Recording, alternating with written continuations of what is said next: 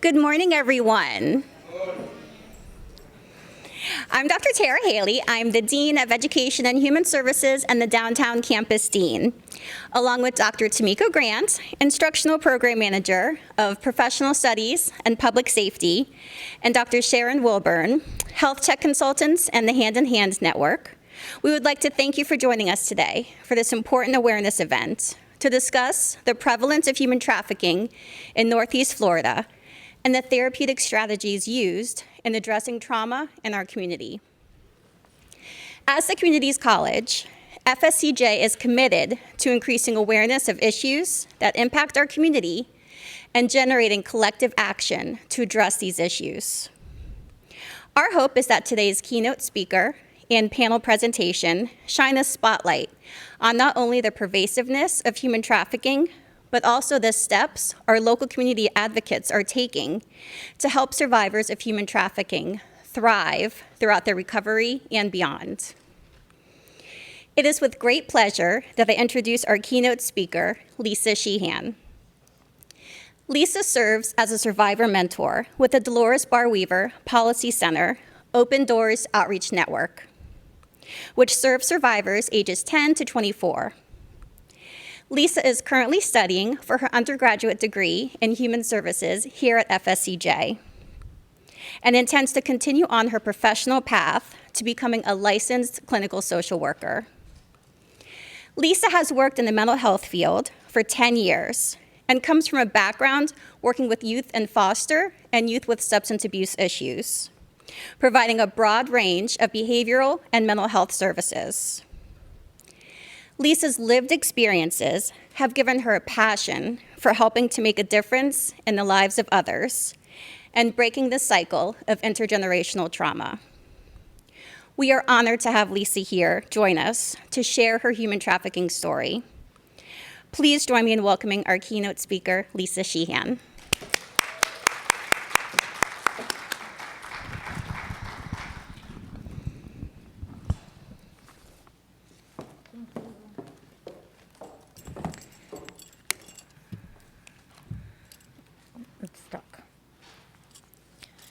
Thank you, everyone.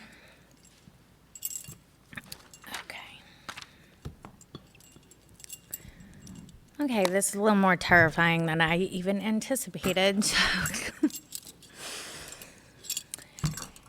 It's funny.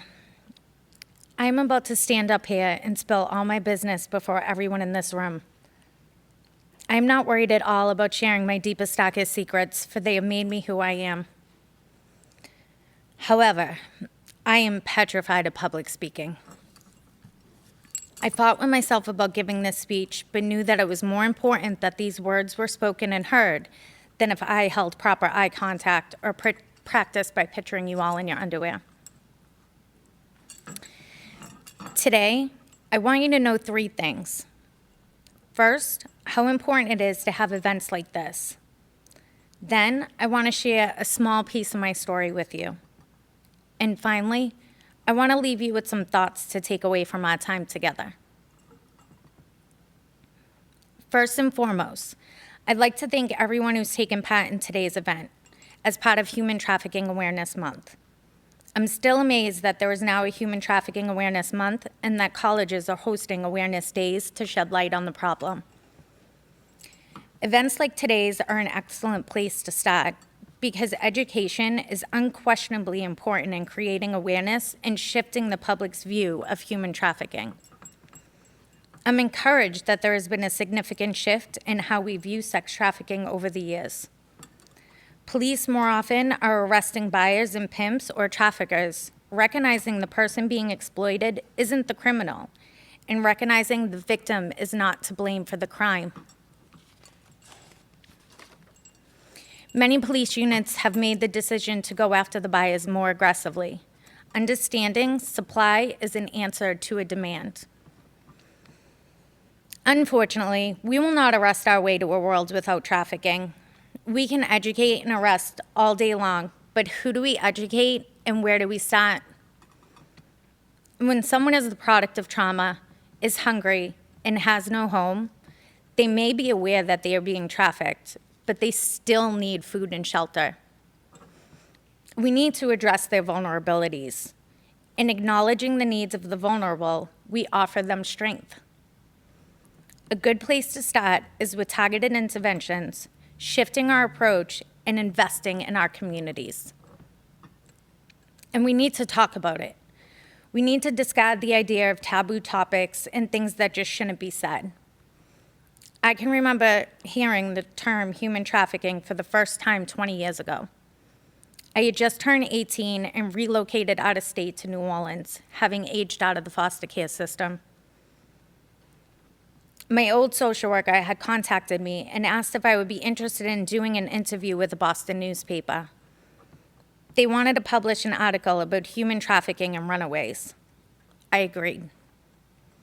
I conducted a phone interview and met with a photographer in Louisiana. Because I requested to remain anonymous, only my silhouette was printed. From my first time hearing the word human trafficking 20 years ago to now standing before you, this has been a journey. While the term was new to me back then, the experience was not.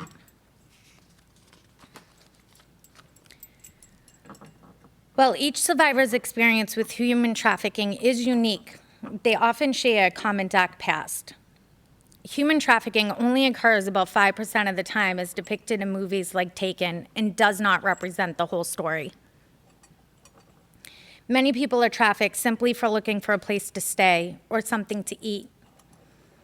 Alternatively, a woman or a man may fall victim to a person who deceived them into believing it was love.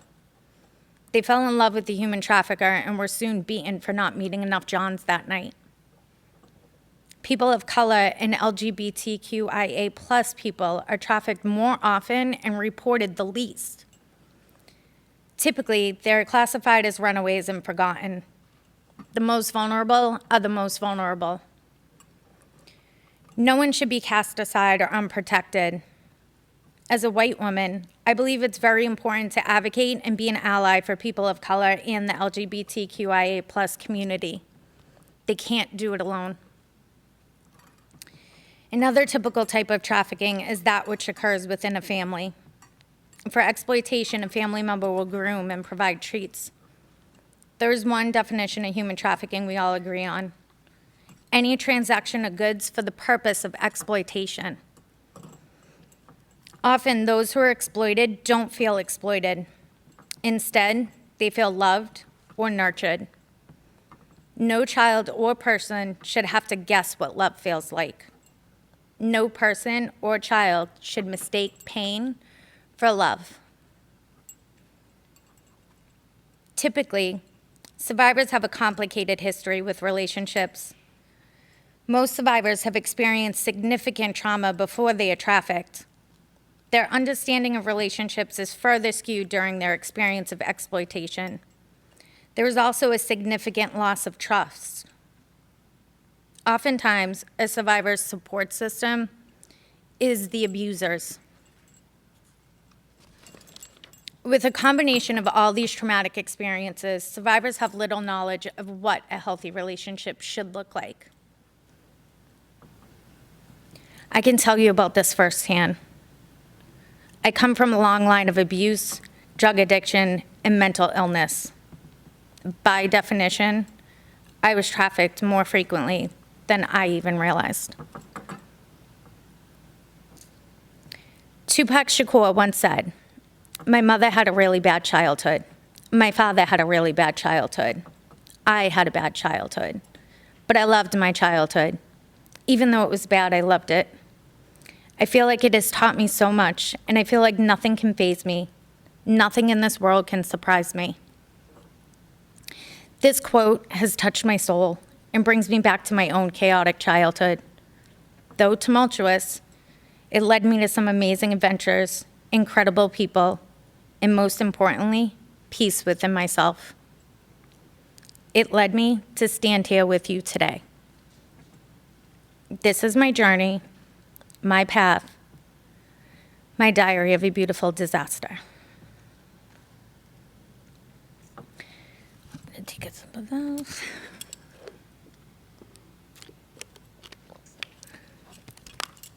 My parents met at an AA meeting, but I was conceived while they were drunk at a bar.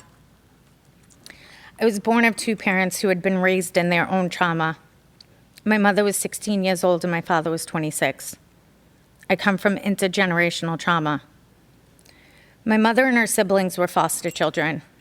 My mother's father lost his life during a drinking and driving accident where he was the drunk driver.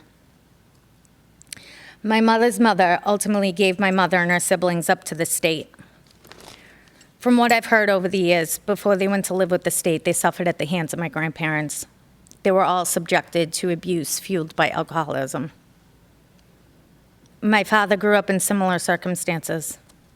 His father, my grandfather, was a raging alcoholic who abused his wife, my grandmother, and their children.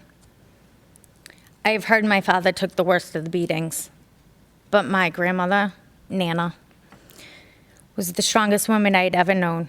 She was my rock, and I heard she would routinely take the children to sleep on the streets to get away from the abuse. My grandfather eventually took his own life. I was born in a domestic violence shelter in Boston, Massachusetts. Trafficking was not a worry I might face, but a life I was born into. It was just my normal. I spent my childhood witnessing my mother getting trafficked in exchange for food or shelter. Our house was a trap house filled with guns and drugs, and our furniture was milk crates. I was taught to make my own food by heating up hot dogs in warm tap water. I didn't even know razors were for shaving. I thought they were for cutting drugs. At the age of 25, my mother lost her life. I was 8 years old when she died. My heart hurts for her as an adult. She was never given the opportunity to break the cycle or heal from her trauma. The traumas of her life were ultimately passed on to me. My first exploitation occurred when I was 4 years old.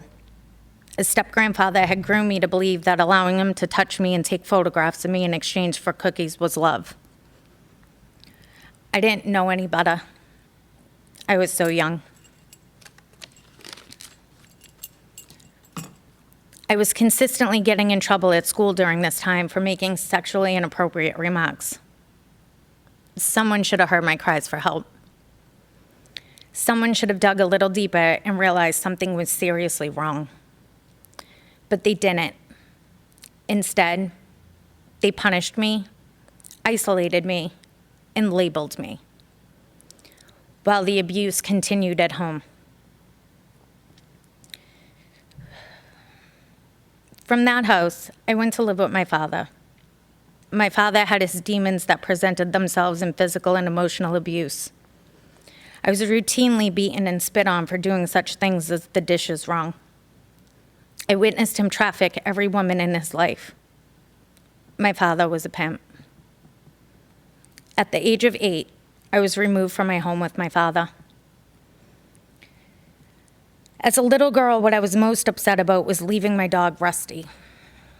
In fact, as a teenager, I went back home and kidnapped him. But that's a whole different story. Nevertheless, I was placed into foster care where I perfected running away.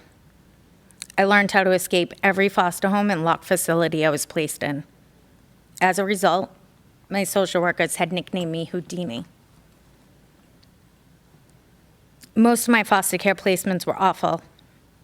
At one of my foster homes, I was sexually assaulted by the foster parent's biological son. He began raping me when I was only 12 years old.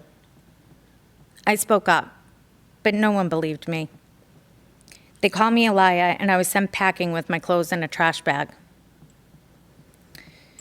I felt alone and powerless. I recently learned that this individual has been arrested on many rape and witness intimidation counts. This was a trigger for me, and I was both angry and upset that this man had harmed others in the same way that he had harmed me. I felt I should have done more to prevent his heinous acts against others. My 12-year-old voice had a right to be heard. Others should not have been forced to go through what I did. When I would run away, I encountered situations that are now unimaginable, but they were just my normal at the time. I used to run away to different family members' houses seeking food and refuge. It was there that human trafficking to a third party started. My stepmother gave me cocaine when I was 12 years old and told me all I had to do was sleep with the man who was coming over. That was not the last time she requested this favor. Looking back, I'm not sure I should have known better. At the time, my life experiences had taught me to assume that this was typical. During several of my other runs, I was discovered by pimps and their families. They decided to name me Angel for my blonde hair and blue eyes. I was given a fake ID with the name Angel, saying I lived in Florida. I worked in massage parlors where I was forced to sleep with customers. Pimps brought me to motels or doctors' and lawyers' offices to be sexually assaulted by them on their lunch break. I was sexually assaulted by several police officers who would claim to have the best drugs in town.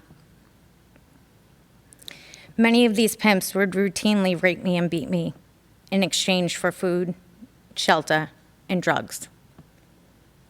I did not realize I was being trafficked.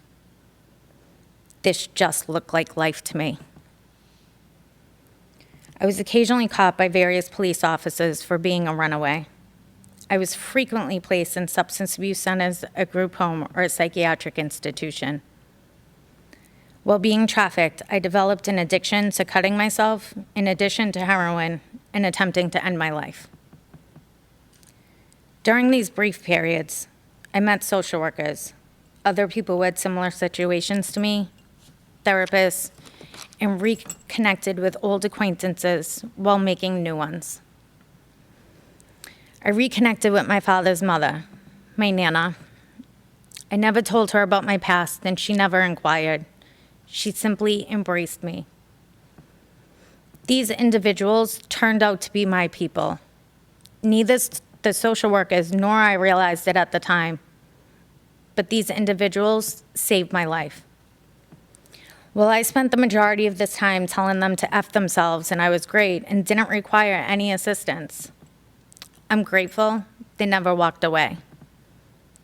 When my house burned down when I was 29, I even called my old social worker. I was upset, and I contacted her and my Nana to vent.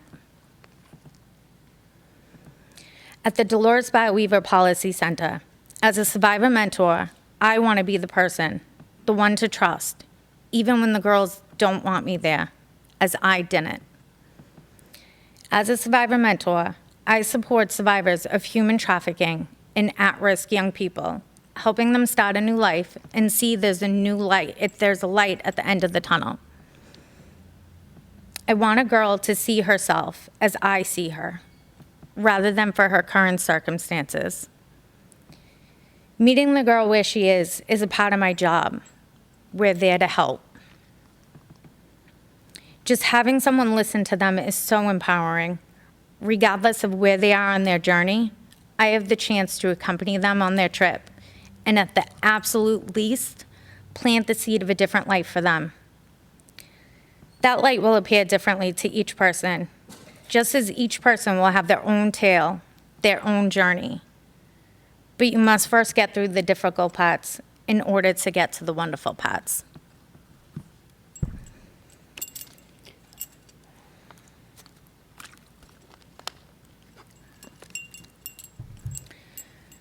For me, my journey to healing came about quickly. Time flew by, and before I knew it, I was 18 years old, homeless, and working towards my GED, because my last grade completed was 8th grade. I was working as a cocktail server at a dive bar in Boston, Mass. My best friend had just been accepted to the University of New Orleans. While she was excitedly telling me her news of moving, she begged me to come with her. I thought about the opportunity rather quickly. What's the point of staying here anyways? Of course I agreed and immediately called the airlines and booked a one-way ticket in 2 weeks. I will always remember the next day while bragging to my coworkers about my big move, someone asked me, "Why are you moving to Louisiana?" I replied confidently, "I'm not. I'm moving to New Orleans." I quickly learned where I was moving, and to this day laugh at how foolish I sounded. The day finally came where it was time for me to leave my old life and start a new adventure. Nervous, but also hopeful, I boarded the plane with a duffel bag and 200 to my name. I arrived in New Orleans, still homeless, but my best friend started sneaking me into her college dorm room that first week. New Orleans was love at first sight. The street art, culture, and I still dream about that food. But there was one nagging thing that bothered me. Everyone was so nice, almost too nice. Why were these people smiling at me while I walked down the street? Did they want money? Please tell me why everyone loves small talk. I thought they must all be crazy. One night during my first week of arrival, my best friend and I were sitting at a bar on Bourbon Street. We were telling the bartender our crazy story. On the spot, that man offered me a job and knew of an apartment available. He also gave me some furniture to start me off. I can't remember his name, but there are no words to describe how grateful I will always be to that man. Thank you, from the bottom of my heart. New Orleans and its people had truly changed me. I realized just how much during the New England Pats' first Super Bowl win. The Super Bowl just happened to be in Louisiana that year. I took the night off of work and went to a friend's house near the French Quarter for a Super Bowl party, and we won. I ran out into the streets, dragged my friends with me, while singing at the top of our lungs, "We are the champions." I bumped into some fellow Bostonians on Bourbon Street, recognizing them by their head-to-toe Patriots gear, yelling, "We won, we won." They just stared at me rudely and judged me immediately as some crazy drunk Boston girl. I looked them in their eyes and thought, wow, people are right. We really are massholes. Suddenly, something came over me. A light bulb went off in my head, and I quickly realized that I was the one who was different. I changed. I grew and evolved. I enjoyed small talk, crawfish, and sweet tea. A piece of my heart was left on Bourbon Street that night, and I was starting to become a strong, confident, and better woman. Fast forward to today. I have been lucky. I can proudly say I persevered. Since that time in my life, I have made incredible, long-lasting relationships, and I have a wonderful support system. I have an 18-year-old daughter, and am now a lucky grandmother to a beautiful baby girl. I purchased my first home with my family and have a YouTube degree in do-it-yourself home projects. I have been taught that not everyone is out to exploit me. My road has not always been easy. I still struggle with relationships, emotions, and trust. When my daughter was young, I had to teach myself that affection was okay and how to create positive family traditions for us. I am in a committed relationship with an amazing man, but continue to struggle with trust. He is patient, kind, and understands the scars that stay with me. Well, that's my story. But what are the takeaways? I wish I could boil it down to some simple 5-point plan, but the truth is, human trafficking is as complex and confounding as humans are themselves. And that means there are countless solutions out there. So all I can tell you is what I have learned. One thing that I have learned is people need people. Every one of us needs a support system, someone to lean on when life gets hard, or just a friend to vent to. Having people in our corner when we achieve success can help us in our most difficult days. For survivors of sexual exploitation, the need for healthy, supportive relationships is even greater. I have found my strongest connections are with fellow survivors, whether it is survivors of domestic violence, addiction, childhood abuse, or sexual abuse. We have a common understanding. There is a bond that is instantly made. There is no judgment or shock between us. It is an appreciation of knowing someone else truly understands every hardship and emotion. Survivors serve as a connection to new experiences and opportunities. It is through these opportunities that survivors begin to establish a strong social support system. Such a network is vital to a person's continued success and healthy development. Having someone who will show up no matter what without expecting anything in return can shift the way that survivors approach life and help them achieve their full potential. I hope and strive to be that person who other survivors can go to for advice, emotional support, and guidance. I overcame and am so proud of the woman I have become. I will continue to work hard in honor of all those victims and survivors. We are not alone. Another takeaway is for all you social workers, human service professionals, and students out there. You are the solution, but sometimes you can be part of the problem. Remember when I said how, along with my Nana, social workers turned out to be my people, the very people I needed to survive? That's the truth. But a hard, more difficult truth is that only about 3 social workers out of more than 100 I met as a girl were actually any good at helping me. The problem lies with professionals who don't believe what kids say, who insist on punishing rather than recognizing and addressing troubling behaviors, especially inappropriate sexual behavior, as warning signs. So yes, the very kids you seek to help are the ones who are sometimes going to make your life a challenge. But don't take it personally. Instead, accept them unconditionally and be alert to warning signals. Another takeaway is that anyone can be a victim of human trafficking, regardless of color, age, gender, socioeconomic status, sexual orientation, ethnicity, religion, or nationality.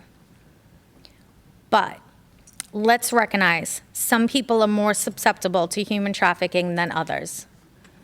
While data on the frequency of human trafficking in the general population of the United States is scarce, research suggests that runaway and homeless youth groups are particularly vulnerable to becoming victims.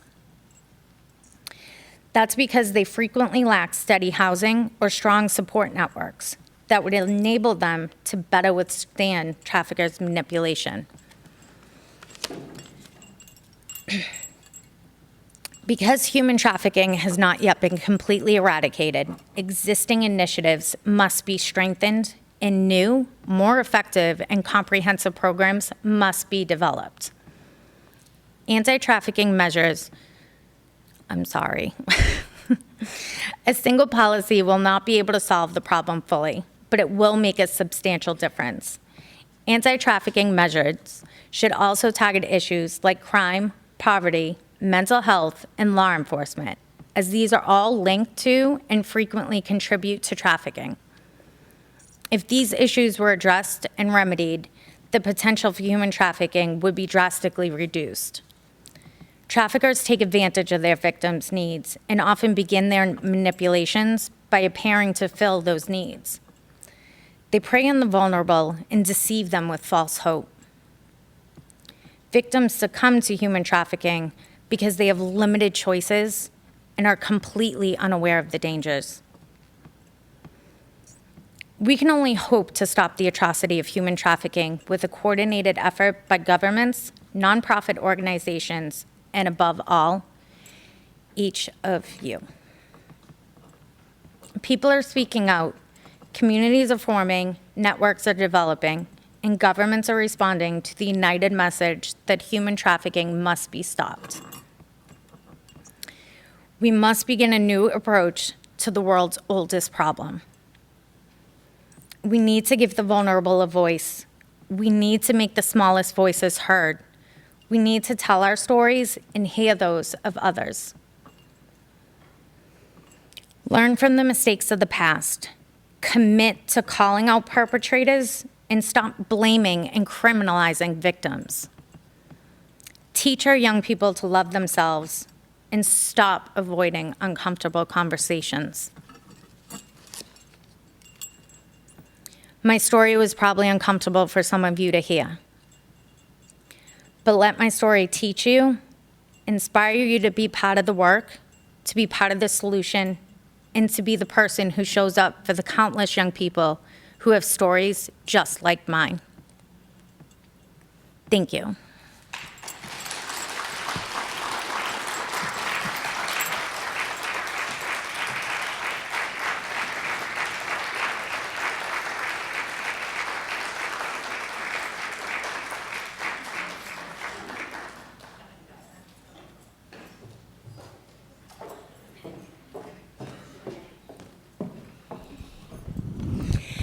Thank you, Lisa. We are so fortunate to have such a brave, strong advocate as you in our local community. Let's give one more round of applause to Lisa for sharing her story.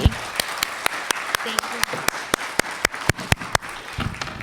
you. Now we'd like to open up the floor for any questions for Lisa, comments. We have a microphone in the back, so if you just raise your hand, we will bring the microphone to you.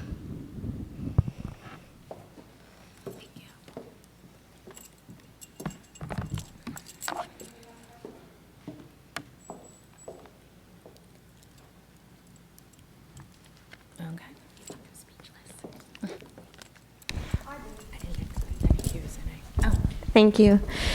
You had mentioned that there were a very small amount of social workers who were able to help you. You may have mentioned this. There was so much information. What is it that they did in particular that was very different from the others who were not helpful?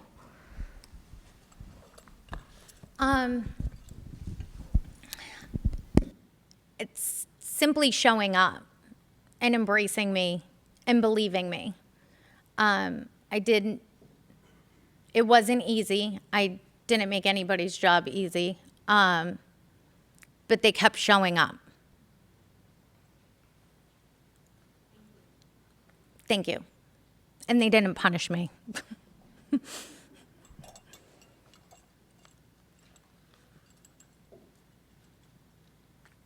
Good. Good.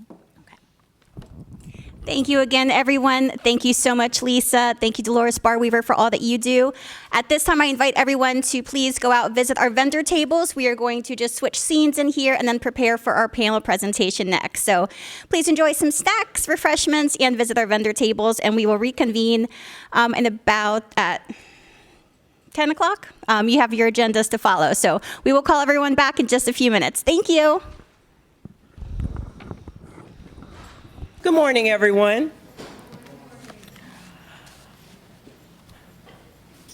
Today I have the distinct pleasure of introducing our guest speaker for our panel today, Assistant Chief Lakeisha Burton. Chief Burton is a native of Jacksonville, Florida, and a trailblazer known for her commitment to public service. Chief Burton is one of 4 Black female assistant chiefs in the Jacksonville Sheriff's Office and has launched an ambitious campaign to become Florida's first Black female sheriff with the bold assertion that police departments can build great community relationships even in the toughest neighborhoods without compromising law enforcement. Chief Burton holds a master's degree in criminology and with more than 20 years of distinguished law enforcement service to build a lifetime of community achievements. Chief Burton believes that her character has been built by a lifetime of facing insurmountable challenges and overcoming them as she strives to help others overcome their challenges as well. With that sense of commitment in mind, Chief Burton established Tisha's Hands, a 501c3 nonprofit, which she created and leads in memory of her twin sister. She passed away after struggling with cerebral palsy. Chief Burton's knowledge, experience, and commitment to public service demonstrates her servant leadership, and we are so thankful to have her here today. So I present to you Assistant Chief Lakeisha Burton.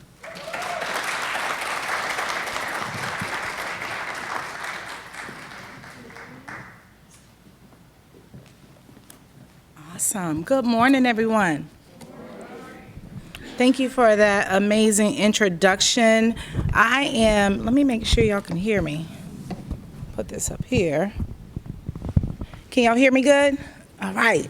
I usually talk a little loud, so good morning. I am so honored to be here today to participate in this very important discussion about human trafficking. Kudos to this college for putting this on. We're thankful for the Education of Human Service Department. Let's give it up for them. Yes.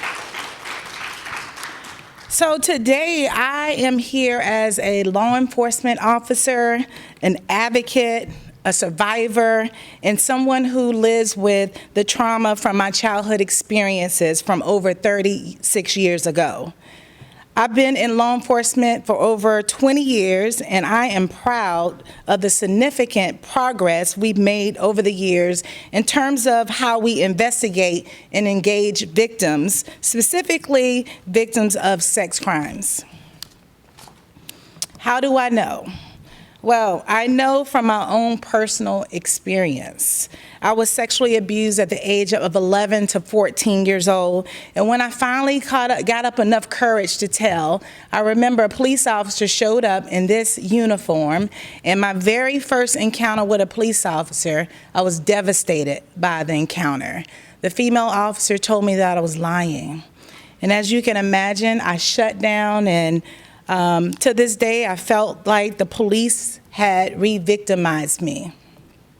But because of more education, more awareness, training, resources, new laws, and courageous survivors speaking up, a lot of changes have been made specifically to how we respond and treat victims. We're showing more compassion, we're having more patience, we're being more non-judgmental, and as a matter of fact, just a few years ago, Florida State Statute 943.1797 was created. This statute requires all law enforcement officers to have 4 hours of training in identifying and investigating human trafficking. So for the next few minutes, I just want to give you a little insight and some information that is being taught and what the officers are learning at the Jacksonville Sheriff's Office Training Academy about human trafficking. First of all, human trafficking is the second largest and the fastest growing criminal industry worldwide. Illegal drug activity is number one. Human trafficking makes more money than many of the world's multinational corporations combined. Human trafficking knows no boundaries. Many say that it is a form of modern-day slavery, and it's hidden in our community and out in the open now. Victims can be of any age, gender, nationality, or socioeconomic status. Our role as law enforcement is to know what human trafficking looks like in our community so we can properly investigate and put these evil criminals in jail. And just know it is not easy to identify a lot of times because it masks other crimes. So our police officers may encounter human trafficking that looks like another crime that is masking human trafficking, such as we could be investigating a shoplifting case, a sexual assault case, a drug possession, or in many cases, domestic violence cases, just to name a few. But also, some of the places we may find human trafficking is at your ordinary places like nail salons, restaurants, landscaping companies, social networking websites, and bus stops, truck stops, and even rest areas. Human trafficking victims live and work in conditions that are often unsafe and pose a health risk. They may live with dozens of people in a hotel room, in an apartment, a house, or even in the workplace. The victim usually does not have the ability to come and go as they please. They are under constant supervision, either directly or remotely by their trafficker. A victim of human trafficking faces unique challenges that differ from most victims of crime. They've experienced a significant amount of repeated events, causing a very deep level of trauma. It's been described as being in a war zone because they've been in an environment that requires them to be hyper-vigilant for 24 hours, every day, every week, every month, for years. Can you imagine the impact, the psychological and physical trauma that happens that can lead to reactions similar to PTSD, post-traumatic stress disorder? One of the biggest common misconceptions of human trafficking is this, and I hear this all the time, that victims choose or want this life. That is so far from the truth.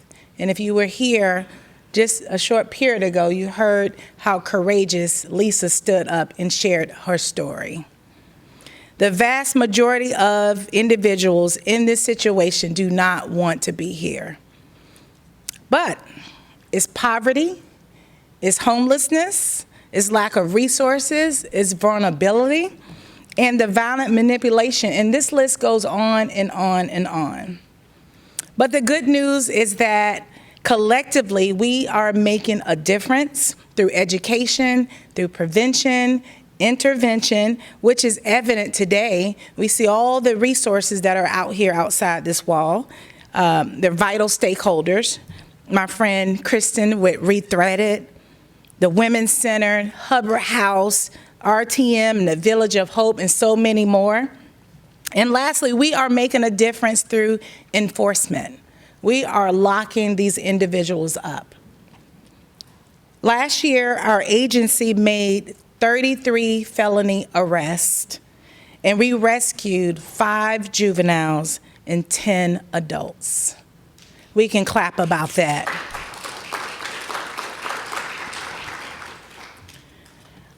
I am very hopeful, I'm optimistic, and I'm excited about where we have come.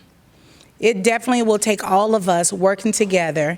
And what I want to say to victims and survivors, I want you to know that it's not your fault.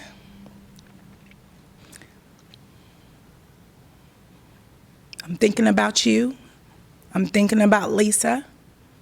We are proud of you for having the courage to stand up, and just know that you have a village of people from all different areas of this community behind you. So let's continue to work together and support the efforts. Thank you again for FSCJ for putting this on today. Thank you so much.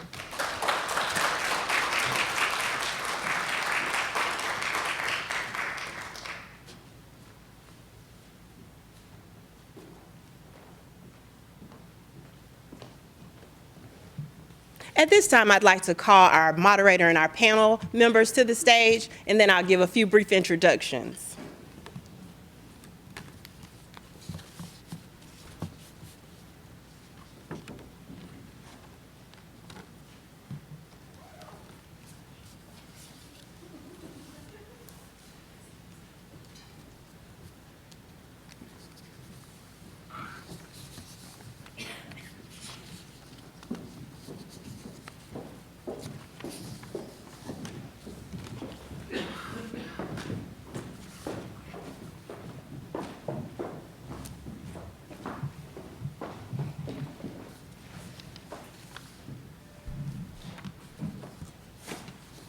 So again, thank you, Chief Burton, for your remarks, and thank you for your commitment to telling your story and fostering an environment where we all can be a part of the solution and coming up with the solution to eradicate human trafficking.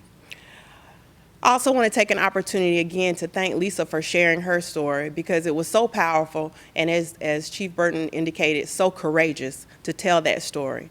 A lot of times we see things happening, but we're afraid to talk about them, to discuss them. And hopefully, after our presentation today, you all will feel more comfortable in speaking about human trafficking and being more aware of circumstances and situations that could be affecting us all.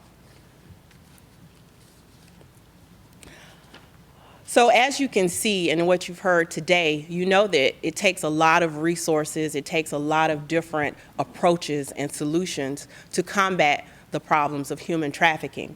And as you'll see from the many varied experiences and the different organizations that we have here today, how much of a village it really takes to combat this problem. So first, I'll start by introducing our moderator for today's event, Amanda Warford-Vidal. Amanda Vidal entered duty with the FBI in 2015 and leads the Public Affairs Program for the 40-county Jacksonville Division. In this role, she serves as the primary spokesperson for all FBI-related matters in North Florida and works to develop key partnerships with community organizations. Her mission is to provide religious, cultural, educational, non-government, and private sector organizations with guidance to guard against criminal activity. Ms. Vidal received numerous commendations for her efforts to enhance public trust in the FBI. Most recently, in 2020, she was presented with the Department of Justice Eagle Award in recognition of her contributions during the NAS Pensacola terror attack investigation. In addition, she is currently appointed to the FBI's National Press Office Media Fly Team, Deputy Director Social Media Working Group, and Community Outreach Advisory Committee. Ms. Vidal has over 25 years of experience in the communications industry, including print, television, radio, and digital platforms. She is a 3-time Emmy nominee and has received 7 awards from the Florida Motion Picture and Television Association. She is a member of the advisory boards for Florida State College of Jacksonville's Public Safety, Business, and Industry Leadership Team, the Jacksonville Children's Chorus, and is vice chair of the UNF Child Development Research Center. I give you Amanda Vidal.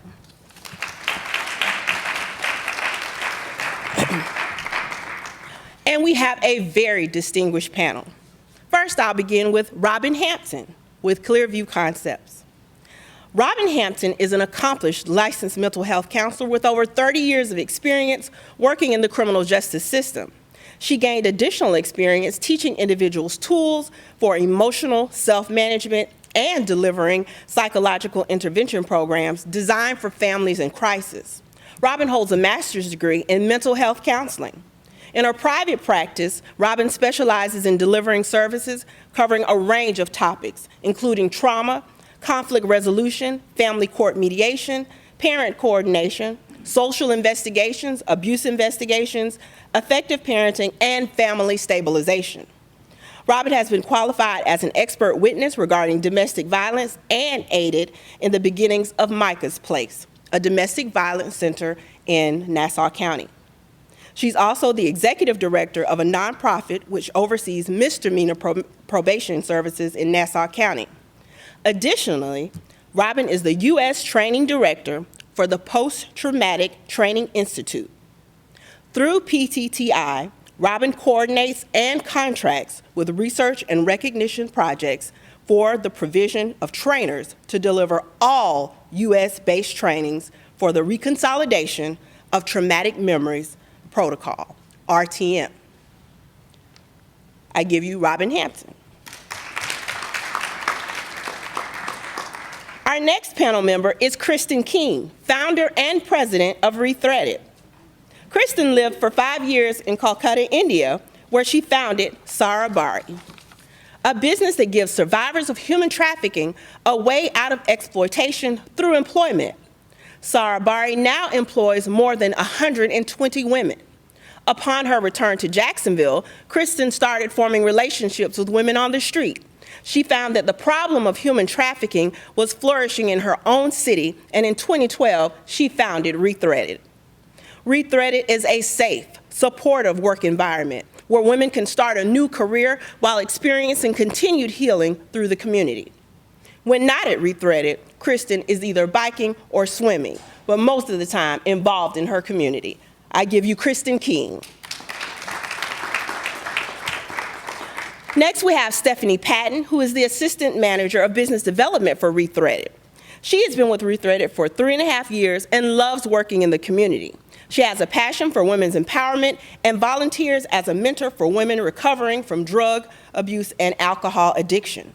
Stephanie was recently awarded Florida's 2021 Survivor Advocate of the Year Award and hopes to own her own nonprofit one day, addressing the need for housing in her community. I give you Stephanie Patton.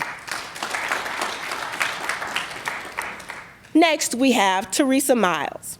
Teresa Miles is a passionate and dedicated advocate for the rights of women and girls. She began her career in direct service work with at-risk teens and has spent the past 30 years as an advocate and champion for those in need. Prior to joining the Women's Center of Jacksonville, where she's the executive director, she was the executive director of Children's Home Society of Florida's Brevard Division, where she served for 14 years. Teresa was also the director of Father Flanagan's Boys Town in Orlando, Florida. Teresa's innovative spirit and hard work took her to the West Coast for a short period of time, where she helped to start a teen shelter in Compton, California. She is also credited for starting the first emergency shelter for abused infants, children, and toddlers in Central Florida. Teresa is a certified sexual assault victims advocate and has been recognized many times over the years for her continued commitment to women and children. Her ability to provide positive leadership in the challenging field of social services has been her hallmark. I give you Teresa Miles. Next, we have Dr. Gail Patton. Dr. Gail Patton is the CEO of Hubbard House Incorporated, the certified domestic violence center serving Duval and Baker counties. Prior to assuming this role, Dr. Patton served in Hubbard House leadership's role for nearly 20 years, including 14 years as Chief Operating Officer. Dr. Patton holds a doctorate degree from the University of North Florida and a Master of Social Work from the University of South Carolina. Additionally, she has participated in postgraduate social work training through Florida State University, and she is a licensed clinical social worker. I give you Dr. Gail Patton. Lastly, I present Carla Sweeney. Carla is president of the Villages of Hope and co-founder of Awakening's House Sober Living for Women. She oversees and manages the Shops of Hope, which are original brand products of the Villages of Hope. Shops of Hope is the beginning stage of a social justice enterprise for Village of Hope clients. Carla is also a certified recovery residence administrator with the state of Florida. She is a partner with the Human Trafficking Coalition and a member of Sisters Organization with Thistles Farm and a member of the Northeast Florida Sober Living Alliance. I give you Carla Sweeney. I will now turn it over to our moderator, Ms. Amanda Vidal. Thank you, Dr. Grant. Good to see all of you today. What an honor it is to be with you. What she forgot to mention is that I am also an alum of this great institution. So I'm very honored to be with you today. As she mentioned, I am the public affairs officer for FBI Jacksonville, and we have the distinct pleasure of working with a number of our community partners who are here on stage today, as well as many of you, and of course our partners at the Jacksonville Sheriff's Office in the fight to end trafficking in Northeast Florida and certainly beyond as well. The FBI currently has about 1,700 cases open right now across the country, but we certainly work with many of our local partners on additional cases across the country as well. So this is an issue that we are very concerned about and want to increase awareness in all of our communities across the country. I can think of a better panel and group of people today to help you understand the issue of human trafficking, sex trafficking, and labor trafficking across the country as well. I want to jump into a few questions for our panelists. I think it's important first for our community members and those watching virtually online, we want to welcome you as well, to understand what these organizations are doing here and the areas in human trafficking in which you're trying to address. Stephanie, I'll come back to you in just a minute, but I'm going to start with Kristin, if that's okay, the CEO and founder of Rethreaded. Kristin, tell us a little bit about the history of your organization and what you're working to address here in our community. So Rethreaded is a social enterprise. So we provide long-term employment for women who have experienced human trafficking, and then we couple that with mental health services and care management. So we run a purposeful gift company. So we create products that people would give for gifts.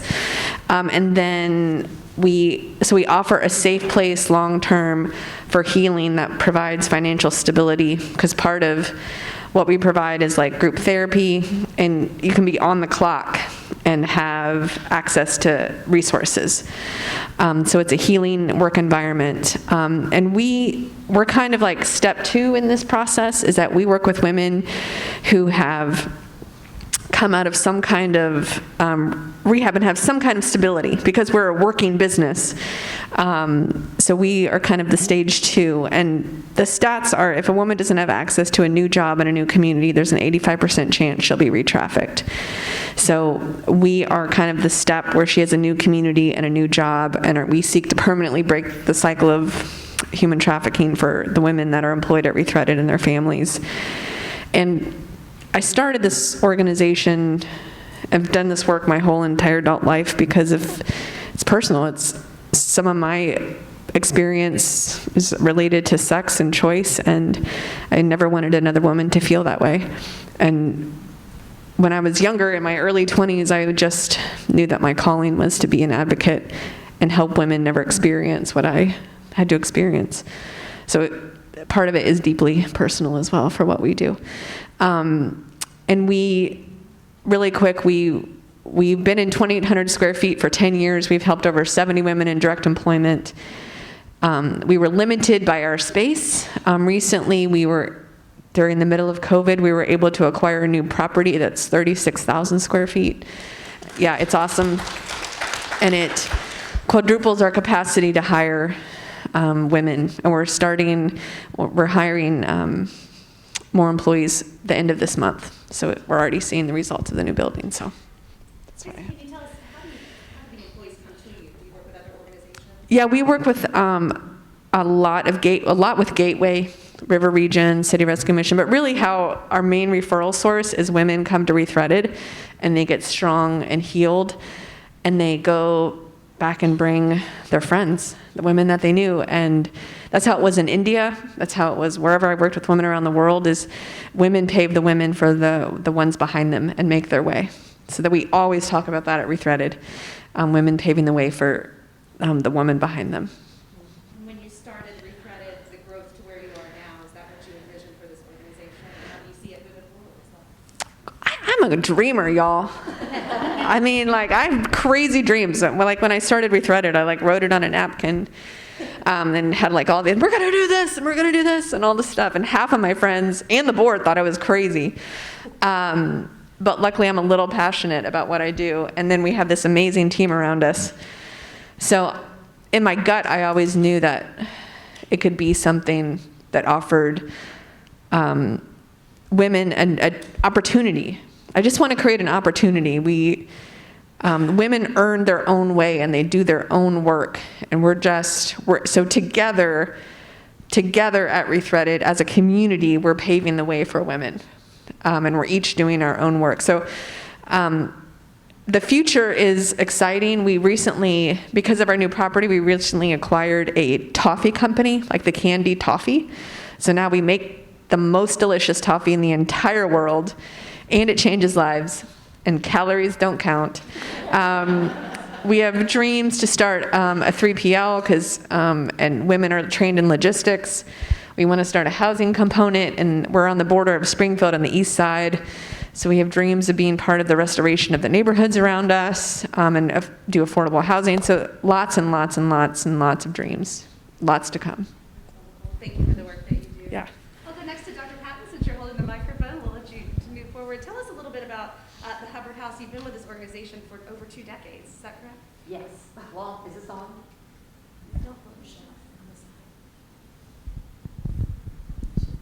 See if our microphone. Now on? Maybe Kristin can Okay, now I am on. Yes, I have been at Hubbard House for over 2 decades.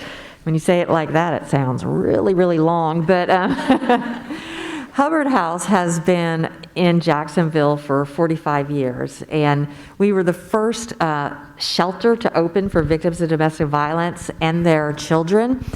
And Hubbard House started very much like Kristin described, Rethreaded started, very much how Women's Center started, which Teresa's going to tell you about. It was a group of amazing women, just like these women that I'm honored to sit with today, who saw a problem in the community and said, we need to do something about this. And so it started out, actually, people don't know this, as a rape crisis line. And as the volunteers were answering the phone for the rape crisis line, they were hearing calls from women who were being abused by their husbands, by their partners, and they thought, we need to do something. These women have nowhere to go. So the group of amazing women got on their bikes and rode down in the Springfield area, which at the time was not in the stages of development that it is now, and they found a house that they could afford on Hubbard Street, hence the name Hubbard House.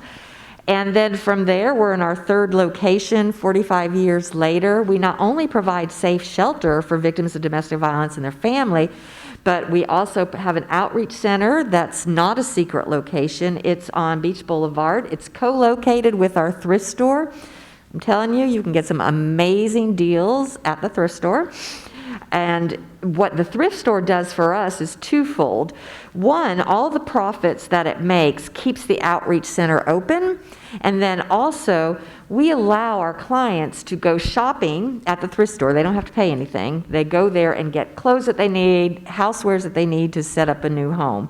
And at the outreach center, we provide individual counseling, group counseling, career coaching. We do housing assistance, in addition to doing assessments and counseling with children and groups with children. And all those same things we also do for the people who live in the shelter. The shelter is a 113-bed facility, and we're typically packed all the time. And in addition to shelter, they do get all those similar services.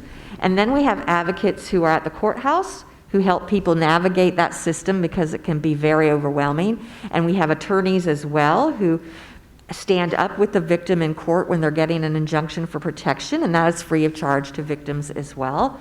And we have advocates that are co-located with the Department of Children and Families because there's a huge convergence between domestic violence and child abuse. And so we are there to help the system, the DCF system, find ways to help the victim instead of re-victimizing them. And so that's been a great partnership where we have seen less children removed from the homes because there was an abuser in the house, and more instances of the system and us helping the survivors help their children. Because when you help one survivor, you are helping all of those children. So we just do this round group of services out in the community. Of course, we do community education out there as well, in schools, in any public venue that would want us, or private venue. And we also have a primary prevention program that works with the Police Athletic League, and goes in and talks about those things that add to violence against women at an early age with kids, to help them understand that we don't need to stick to our gender stereotypes. We don't need to stick to ways of communicating that are not healthy. So it's a way to talk with kids before they have been involved or their family may have been involved with domestic violence. We run a 24-hour hotline, which during the pandemic, I was talking earlier with Kristin, the pandemic has been hard for everybody. But there are things that we ended up doing to pivot during the pandemic that we're going to continue to do whenever the pandemic passes us. And that is, we instituted in addition to our verbal 24-hour hotline, we instituted a text hotline because we knew people were trapped in their homes and might not be able to talk on the phone, but they could certainly be on their phone, and for all the abuser knew, they were Facebooking or texting or something like that. And then we also started doing virtual counseling sessions, which we hadn't done before, and it probably would have taken us a lot more years to get there, because as a social worker, that's not what you think of when you think of going to counseling. And honestly, funders didn't think about that either, but when the pandemic hit, all of us had to change our way of thinking, and that made services even more accessible to survivors. And so we're going to continue that even when the pandemic runs down, leaves us, whatever our new norm is going to be. I know we're playing it day by day to figure that out. And so we just do this, just a bunch of wraparound services, and are just so happy to partner with all of the people sitting here and with the community as well, because as we have found out, just by having all of us represented here, that, and just keep in mind that the violence we're talking about is primarily violence against women. I do understand, and we do provide services to males who are victims of domestic violence. Of course, there are men who are victims of human trafficking, but we're also not looking at a genderless crime. It is a gendered crime, all of these that we're talking about. And so you can't separate, as our speaker in her story and as JSO talked about, you can't separate the types of violence against women. You see them happening time and time again. And for Hubbard House, how we interface with human trafficking is, of course, we do have victims of domestic violence who are in an intimate relationship with a partner who is trafficking them. We also provide shelter to people who are trafficked. And in our outreach center, we may have somebody come in identifying as having one need, and in addition, we find out that they have been trafficked as well. And I am sure that they will tell you stories the same thing. They come in for trafficking and find out they're a victim of domestic violence, a victim of rape. It's just so intertwined, which is why it's so good to have the collaborations that we have in Jacksonville and we have in Nassau County. You heard Robin was one of the founders of Micah's Place, which is a certified domestic violence center there. I mean, it's all of us in this tri or quadruple county area that are really coming together to save lives of women. That's wonderful. Thank you for sharing. What a great example of how something can start small and then grow and to make it such an impact in our community as well. And the Women's Center has also done that here. I'll turn it over to Teresa Miles to tell us about your organization and the areas in which you try to address in our community. Okay, thank you, Amanda. Well, similar to what Gail had started with, we started with a group of sacrificial women about 26 years ago, some of which started Hubbard House. My predecessor, Shirley Webb, began the Women's Center 26 years ago, and it was in a one-room house in Riverside. It's actually now Jasmine, for those of you who are familiar with that agency. And just one room blossomed into the whole house, kept growing, the need was there, and eventually took over a building in Arlington, which is where we currently are at. And at that time, we started as an information and referral, just like Gail had talked about, not really having resources at that time, so they were the kind of the rape crisis hotline. There was the recognition that that was a significant issue in this area. So the Women's Center began as information referral. Then they began really recognizing and focusing on sexual assault. So advocacy for sexual assault survivors became a real area of focus, and also looking at things like educating our community about violence against women and how we could become a part of the solution.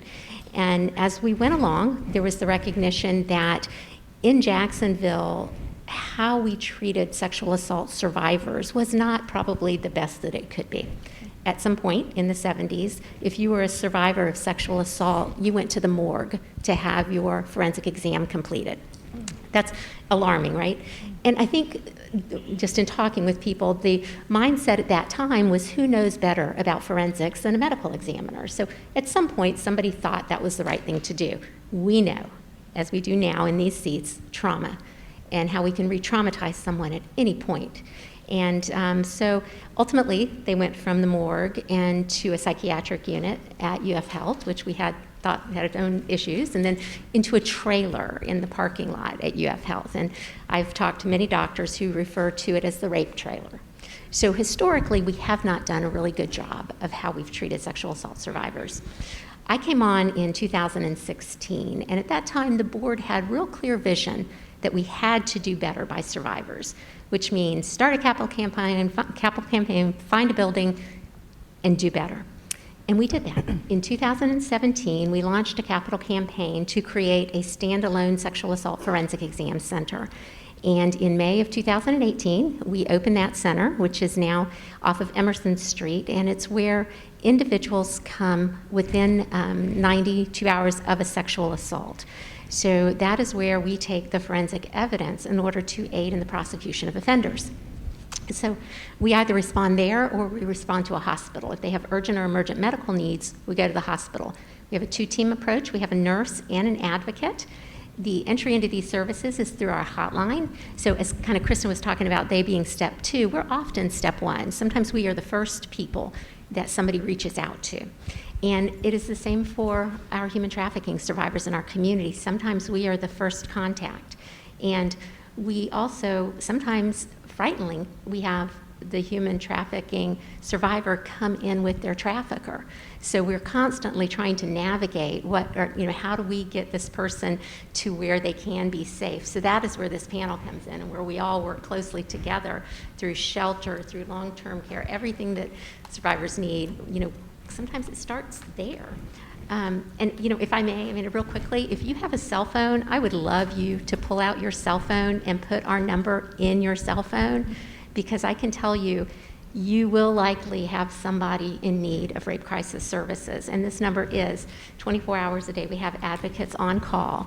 And that number is area code 904-721-7273.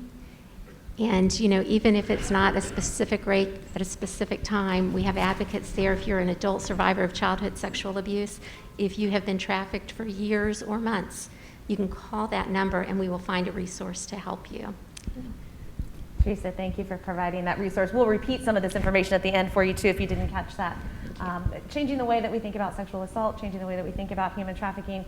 Someone very familiar with the emotional and mental impact of this crime is Robin Hampton. You've been working for many, many years in the areas of in the criminal justice system, but also focusing on mental and emotional health. Is that right? Can you give us a little bit of your background? That is correct. And it's interesting, as Gail was talking, I was going down memory lane in my own mind.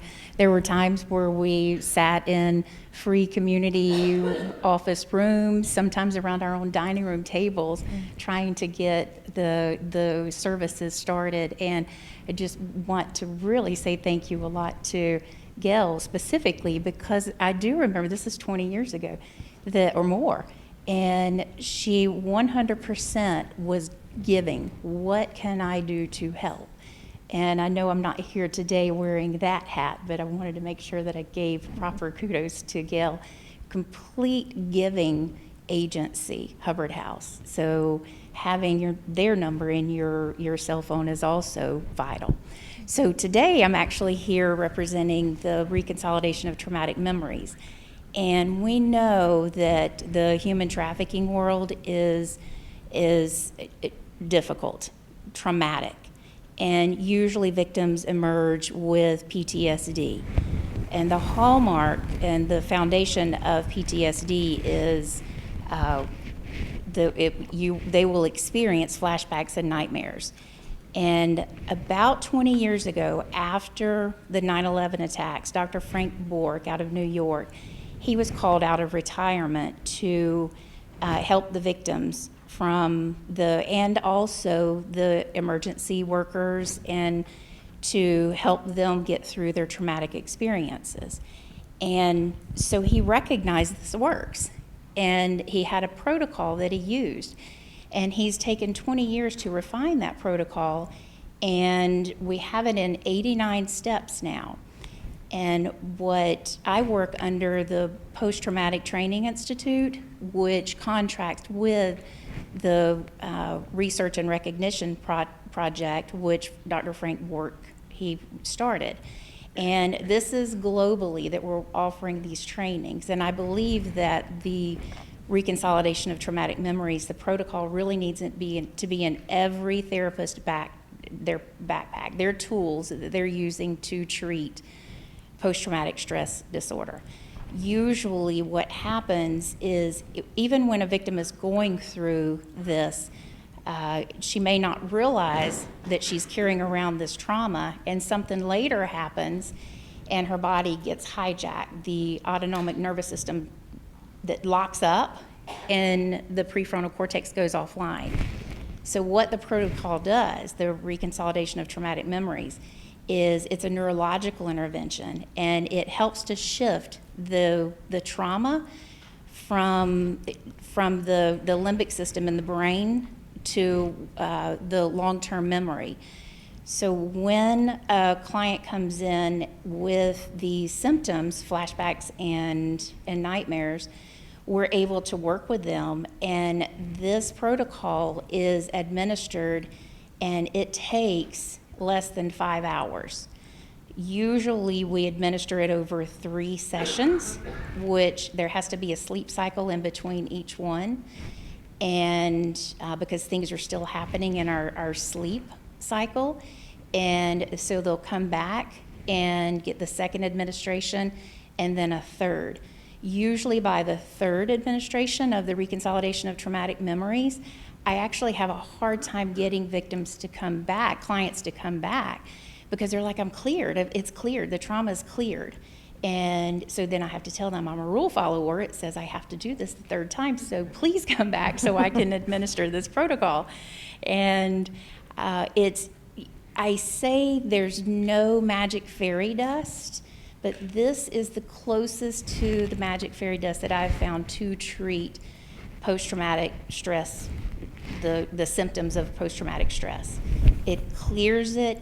And usually there's two types of clients who come in. There are those who can tell the story all the way through, and you don't actually see them getting their body locking up, right? But they're still experiencing it internally. And there are those who can't get through a half of a word before their autonomic nervous system kicks in, and they're offline. They're hijacked. So what we do is we train clinicians in clinical skills to be able to administer the protocol. If I went through it, it would sound so simplistic because Dr. Bork and Dr. Richard Gray has culled it down to 89 lines. 89 lines, and you can treat and cure post-traumatic stress disorder. I hesitate with disorder because we believe that it can be cured. And I've watched it happen over and over and over. I trained in October of 2018, administered it at least 100 times, and there's and this is a high number, over 90% efficacy on eliminating flashbacks and nightmares. And so again, our goal is to make sure this is in the backpack of every clinician that we have to administer this protocol to alleviate the symptoms of post-traumatic stress disorder. We know coming out of that world that their bodies are riddled with trauma. And usually, and I think Lisa did touch on this, that usually that's going to be complex trauma going back into childhood. And so a lot of times when they come in for this treatment, it will be like a domino effect that, hey, we're gonna work on what you want to work on right now, but there's a domino effect with all the other traumas that their body is locking up with. And it's a neurological intervention. Is there a resistance to the help sometimes? It depends on the clinician. If the clinician, and that's why we have really standardized the training, and I believe perfected the training. Everything can always evolve, but we have it to such a degree that when clinicians come in for the training, there is a whole day where the clinician is not only administering the protocol at least 3 times, they are the client at least 3 times. And so they will bring in something that happened, a stressor, maybe something they haven't worked through, and they get to personally experience going from, say, a 7 or 8 system units of distress to a 0.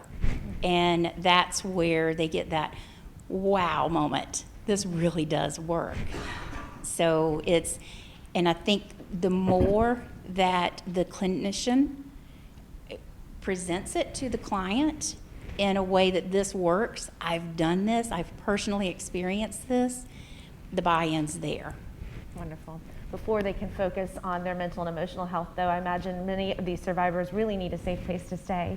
So if you don't mind, I'll turn it over to Carla to talk about Villages of Hope and the services that you provide to the survivors here in the Jacksonville area. Thank you very much. It's a privilege to be on stage with you ladies this afternoon. Don't mind my notes. So about 5 years ago, let me start off by saying I have personal experience in recovery. I'm part of the recovery community here in Duval County. So myself and another young lady opened the doors to Awakenings House. Awakenings House is sober living for women on the west side of Jacksonville. Currently we have 16 beds. All my girls are underneath one roof, and that's fabulous. Our focus for this sober living is for the girls to work through a 12-step recovery program of their choice. They have different rules and curfews and things like that. We try to get them into some type of structure and some kind of, accountability while they do stay with us. One of our primary focuses with the sober home is to get them connected into the resources in Jacksonville, in the community, whether that's assistance with counseling or therapy, food stamps, anything that they may need, higher education, whatever that they may need.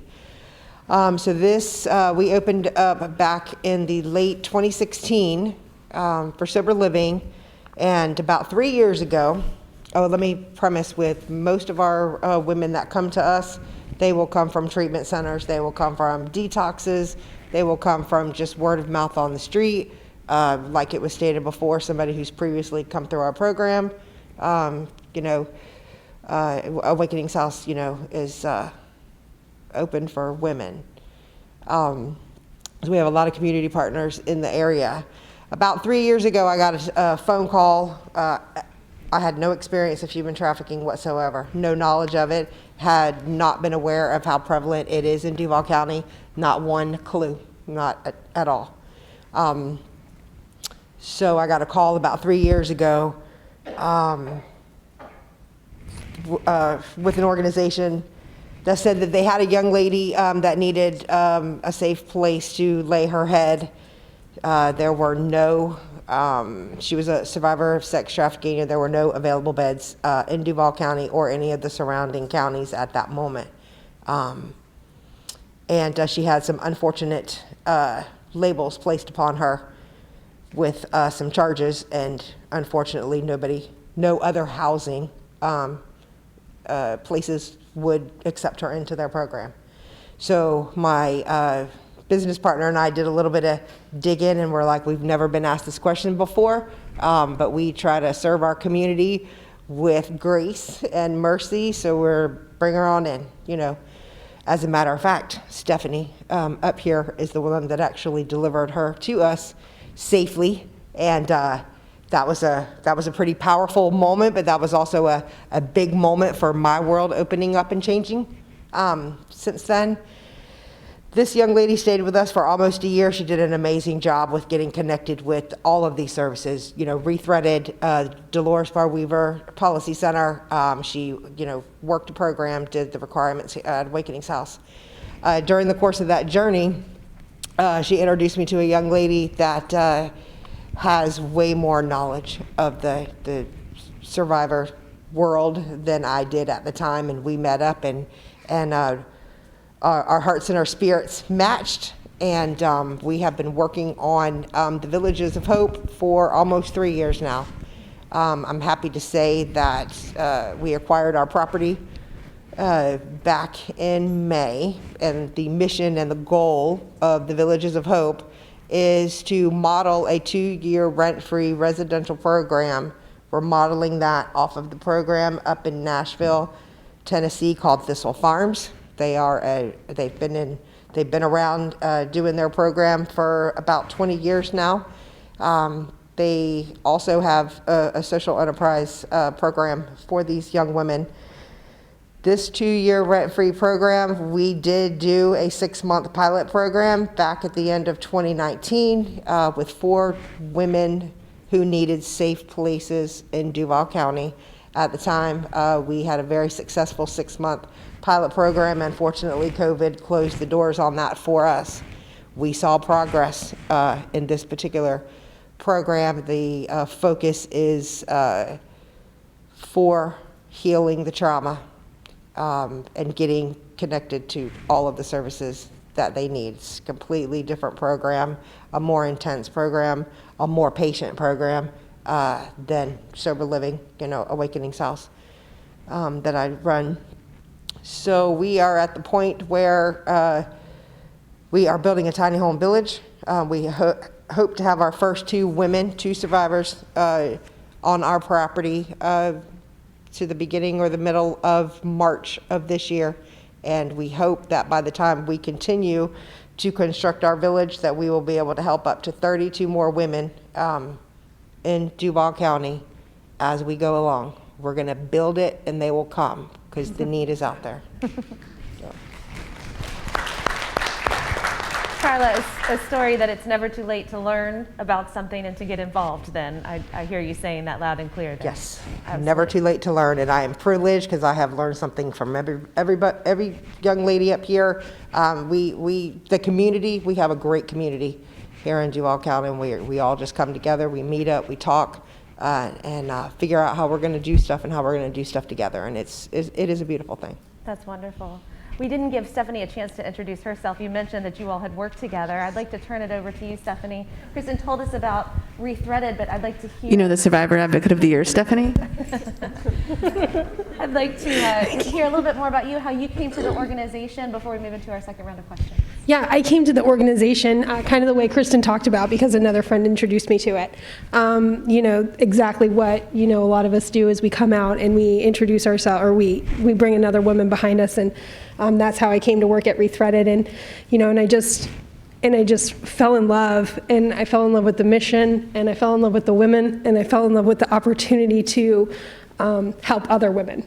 And how do we work together to bring more women here? How do we work together to get more women safe housing? How do we work together to get more women housing and counseling? And I love what you were talking about. I'd love to talk to you a little bit more after this, and the PTSD. I think that's fantastic what you were sharing, and Kristin was mentioning it earlier, that you learn something new every time you sit on a panel, and I've absolutely learned a lot of things sitting right here. And you know, and I just came here and I found my passion, and I found a need for and a purpose for myself, and you know, being able to be involved with women here in the city of Jacksonville has been just like the highlight of my life, and it's something that I enjoy. And yeah, and I'm just super thrilled to be here and super thrilled to sit with you guys, and that's me. From that's your me. perspective, then, what are we doing right in this community to address human trafficking, and what might need to change then? Yeah, so, and that is, this conversation right here is what we are doing right. And I think we heard it from Lisa, our keynote speaker. I think we heard it from Lakeisha as well, you know, having hard conversations. This is a hard conversation. And I was actually, you know, talking to a colleague of mine the other day, and, you know, we were talking about how there isn't enough awareness. And what I think about is that this is a hard subject. Hard things are happening to women and men in our community. Hard things that we don't want to hear about because it's too much. It's too much for us to hold. It's nightmarish, right? These are unimaginable things, and so it's too much for us to hold, so we just kind of push it over here, because I don't see it anyway, so I might as well just push it over here. But when we have a community that is coming together, that is having these conversations, that is saying, I see you, I hear you, how do we come together and do something about it? So hard conversations are absolutely education, awareness. If you don't know, and you can't do anything about it. So I think having things like this, having conversations like this, and you know, really setting aside the horror that I feel when I hear about it, and acknowledging the horror that somebody else is experiencing, and saying, how do we come together on this? So not just sitting here today and learning about this topic, but continuing this conversation. Continuing this conversation. Take what I learn into, you know, it's maybe it's not dinner table conversation, but you know, we need to talk to our kids at some point. Yeah. I mean, it is a conversation to have. It actually comes up in my daily, maybe it's because this is what I do for work, but I actually talk to people a lot about human trafficking. It comes up a lot. I mean, I turned on a movie the other day on Netflix. It was a Bruce Willis movie and just happened to be about human trafficking. Here's my opportunity to share a little bit more about what this actually is and the misconceptions that we're watching here right now. Mm-hmm. You know, here's my opportunity. It's just little things like that. It's just little opportunities that I have to share a little bit more about what I know to be true versus what this is telling me right here. Mm-hmm. Great feedback there. Carla, you've got the microphone. I'll turn it over to you. What are we doing right in this community, and what should we change moving forward to address human trafficking?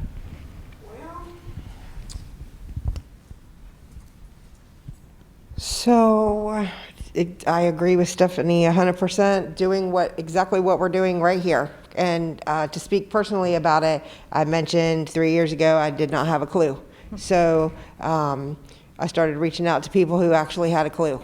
right? Introduced ourselves and just got more familiar with community partners. And we've formed some amazing partnerships.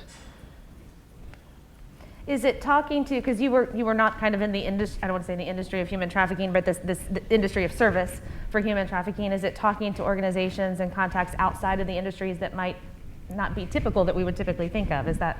That would be any resources that we feel that, or that the young women would let us know that they need. It's a matter of having a conversation with them, you know, maybe not labeling them per se, and just asking them what they need.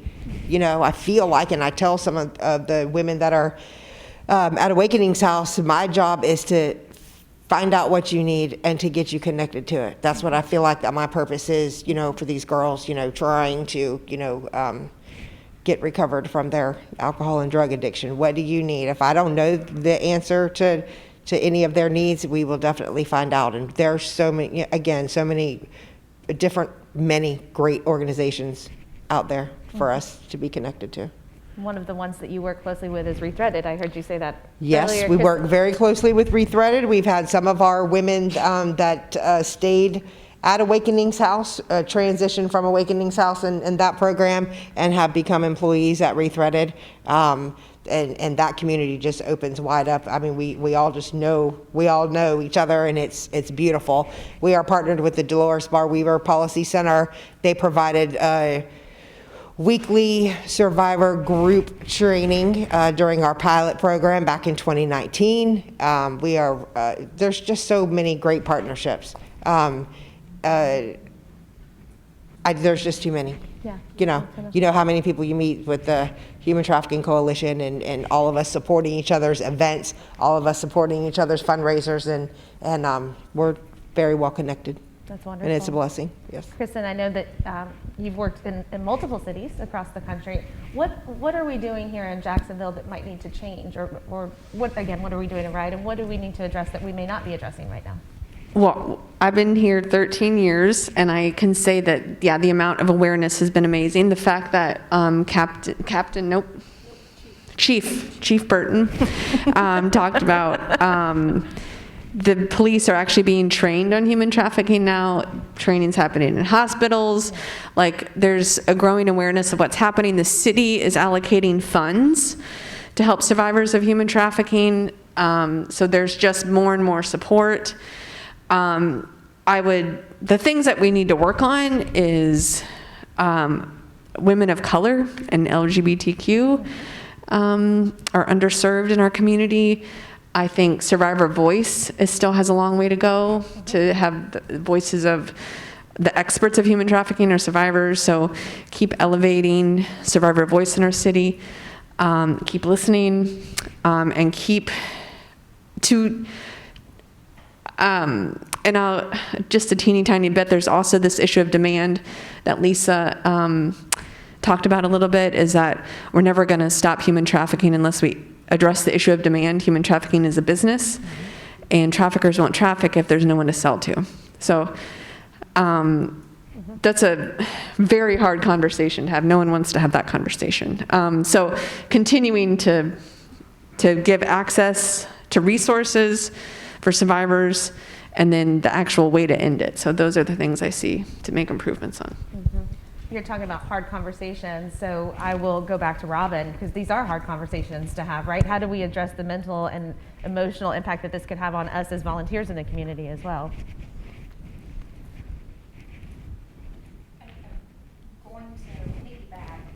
I'm just going to echo what everyone has said to begin with. This is the start.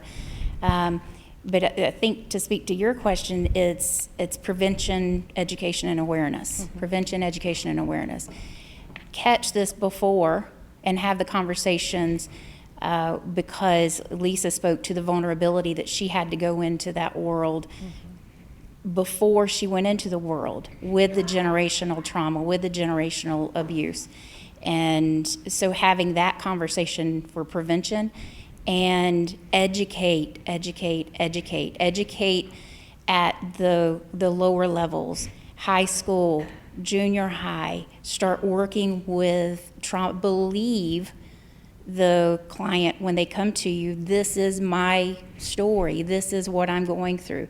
Help them to heal that trauma so that then they can hear what's being said to educate them how to move forward. Right? That was exciting what Commander Burton had said about this is in the statutes now. It's been added to the statute to be investigated further once we do recognize it. But to speak to your question, I think it goes back to prevention, education, and awareness. Great feedback there. Teresa, what are we doing right and what do we need to change here? Got it. Okay, so when I started thinking about this, I've shifted gears while we're sitting up here, because when you talk about demand, Kristin, and you talk about prevention, you know, I go back 20 years ago when I found out we were having a son. And my husband's statement, maybe inappropriate, but thank God we only have to worry about one penis and not a world of penises. If we have a girl, we have a lot to worry about. We've got one, we can do our part. And I can tell you from when my son was born, we did not make him hug Aunt Maybelle if he didn't want to hug Aunt Maybelle. We taught him about his body autonomy and how important it was that he respected himself, that we were not going to raise a son with a notch on the bedpost. And I don't know how many of you were raised in the South, and well, obviously Boston, even Lisa, when you talk about anywhere, you know, you have family dynamics. And so much of this starts in the family. You know, it's not like you talked about the movie Taken, very few are snatched off the street corner. It is embedded in a culture that gets built within a family. And so often with the young women I've worked with through the years, it was because their parents trafficked them. And we have got to start early. And if we don't start it in our families, we darn sure need to be starting it in our pre-K. We need to be teaching children about boundaries. We need to be teaching them about consent. We don't need to talk to them about sex. We need to talk to them about consent, body autonomy, how to take care of themselves, because when they take care of themselves and they learn to love themselves, they learn to love others. When we talk about stopping the demand, we have got to focus on young boys. And I know from our perspective, 92% of our survivors of sexual assault are women. 99% of the people who perpetrate sexual assault are men. That is where we need to focus for prevention. So just my Dr. 2 Patton, cents. Your organization provides education for children as well, I imagine, that when they Yes. escape and they come to you. Can you piggyback off of what Teresa was saying and tell us a little bit about that?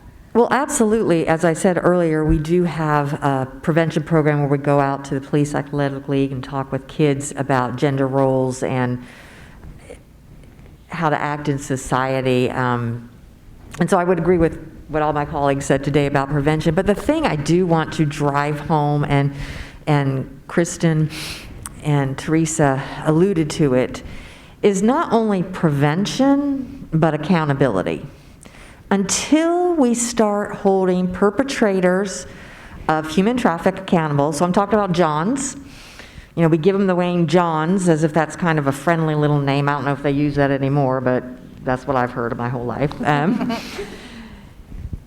Until we hold them accountable, and in a real way, fines, jail time, I mean, whatever needs to happen, until we hold perpetrators of domestic violence accountable in a real way, until we hold rapists accountable in a real way, these crimes will continue. And even though we are all providing services to victims, we need to understand within our laws, within our language, that the focus needs to go on the action of the person perpetrating the crime. And that's in big systemic things that need to be changed. And we've done a lot over the years, but we still have a lot to go. But it also has to be in how we talk about the crimes when we hear them.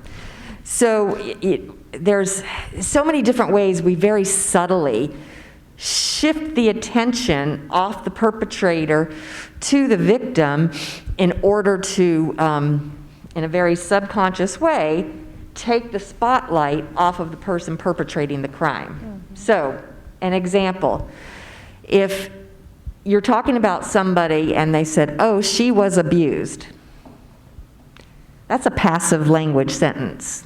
Instead of saying, Tom abused Mary. You see, it's very subtle, but now you're naming the perpetrator. There's been a big discussion in all of our works about whether you should call people victims or survivors, and I say whatever person wants to be called, be called. But victim has gotten a bad rap as a name, and that's a shame, because victim speaks to the fact that there's a perpetrator, that it is the perpetrator that made somebody else experience what they went through. And so when you hear things in the news, that there was a domestic dispute. Right there, a domestic dispute says, it brings up the image of two people in dispute. No, you had one person typically hitting, beating, raping another person. That's not domestic dispute, that's a crime, and there's a perpetrator for it. So obviously I get very riled up about this. Because I really think we need to start looking at that, and not just within the legal, having them do things better and the systems better, but even in our own language. Even when we're watching things on TV, we're sitting watching a movie with a friend, and when they use wrong language or make things a little wrong, just to speak out. I'm a big football fan, but when you sit there and listen, you hear commentators speak about crimes that some people have done, and they just kind of wash over them, like this wasn't a perpetrator doing a crime. So I would say that, start thinking about it as a crime, start thinking about how perpetrators need to be accountable, start thinking about the passive language we use and turn it into active language where we identify the perpetrator, and just pay attention, because once you start paying attention to just what we all say, I'm not saying that we all don't say it too, because we all grew up in the same society, but when you start paying attention to that, you'll be like, wow, that's right. She was a victim of domestic violence. No, he was a perpetrator of domestic violence. So that would be my soapbox, and I'll turn it back over to you. I want to reiterate, a woman in Duval County is 400% more likely to be arrested for prostitution than a man is for purchasing. And a woman goes to jail when she's arrested for prostitution, and a man just gets a little misdemeanor. So it's like not even a fair, the beginning isn't even fair. And then I just want to also speak to a lot of the media that you guys hear around social on the news is like so, what's the word I'm trying to use? Wrong. Sensationalized. That we actually sat down with the news station here. We went with one of our survivor advocates and sat down with the news station and walked them through like the truth, and we walked them through language, and we walked them through this issue of demand, and they basically said no, because people don't want to hear that, and they basically shut us down. So even just be careful about the way that you ingest even news, the way that they talk about prostitution, the way that they did the story on streetwalkers that just crushed the souls of myself and our staff, just these stereotypes that are told over and over and over and over again without background, without context, without knowledge of trauma. I got to get off the mic because I'm on my soapbox too. Take it from me. Stephanie, what I was hearing Dr. Patton say is that it's not just about awareness, which this is National Human Trafficking Awareness Day, but it's also about paying attention to this matter in our community, changing our perceptions, and moving forward to actually take action. You agree with her, I'm assuming, in that area. Yeah. Can you, I know changing language, what are some of the other things that we can do to change the perception of how this issue, because I think sometimes, and I will admit to this myself before I learned too much about this issue in our community, I knew about it, but that was just a different world for me, and that's not necessarily true.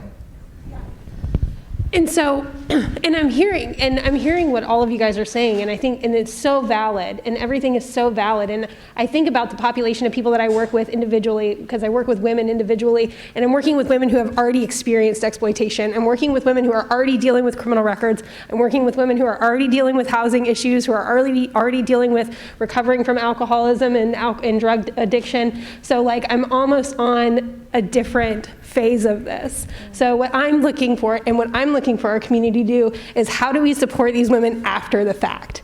Like, that is where I am at. How are we aware of what these women have experienced, and how do we go forward in helping them to thrive? How do we go forward in helping them to achieve potential? And how do we give them the opportunity to even achieve potential? Because now, not only are we uneducated on human trafficking, but now they've been given these labels as prostitute because they've been arrested for prostitute multiple times. So now you can't even hire them, or you won't even hire them. You won't even give them the opportunity to interview with you. And so where I come from is not necessarily at a place, because the women I am working with have already had the experience. I'm already in the aftermath of it. And so what I would like to see our community do better is give these women opportunity as employers, opportunity as community members, opportunities as, just fellows in our, when I see a woman walking down the side of the street and I think, oh my gosh, she's chosen to be there, why am I automatically assuming that she's made a choice? Why am I automatically assuming that, she could do something different? When a friend of mine told me this back when I first started coming to Rethreaded, and when I first realized that these things had happened to me and not because of me. She said, to imply that a person is making a bad choice is to imply that there's a better decision to make. And so when we surround these women that have already had these experiences and we give them a better decision to make, I promise you they will choose to reclaim their life. This is something we talk about all the time. Given the opportunity, a woman will choose to reclaim her life. So I think that the awareness, I think that the prevention, I think that the education, I think all of these things are great. I know that for me, I'm working with women who have already had these experiences. So I am looking for, what do we do now?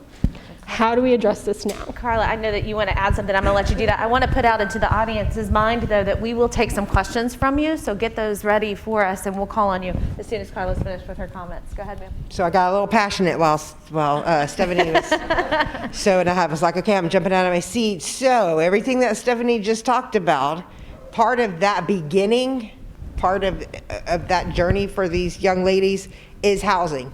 And I will not be doing my job on the housing piece if I need to state this fact, okay? These are recent facts. I recently just used them at my last gala fundraiser, 4 Villages of Hope.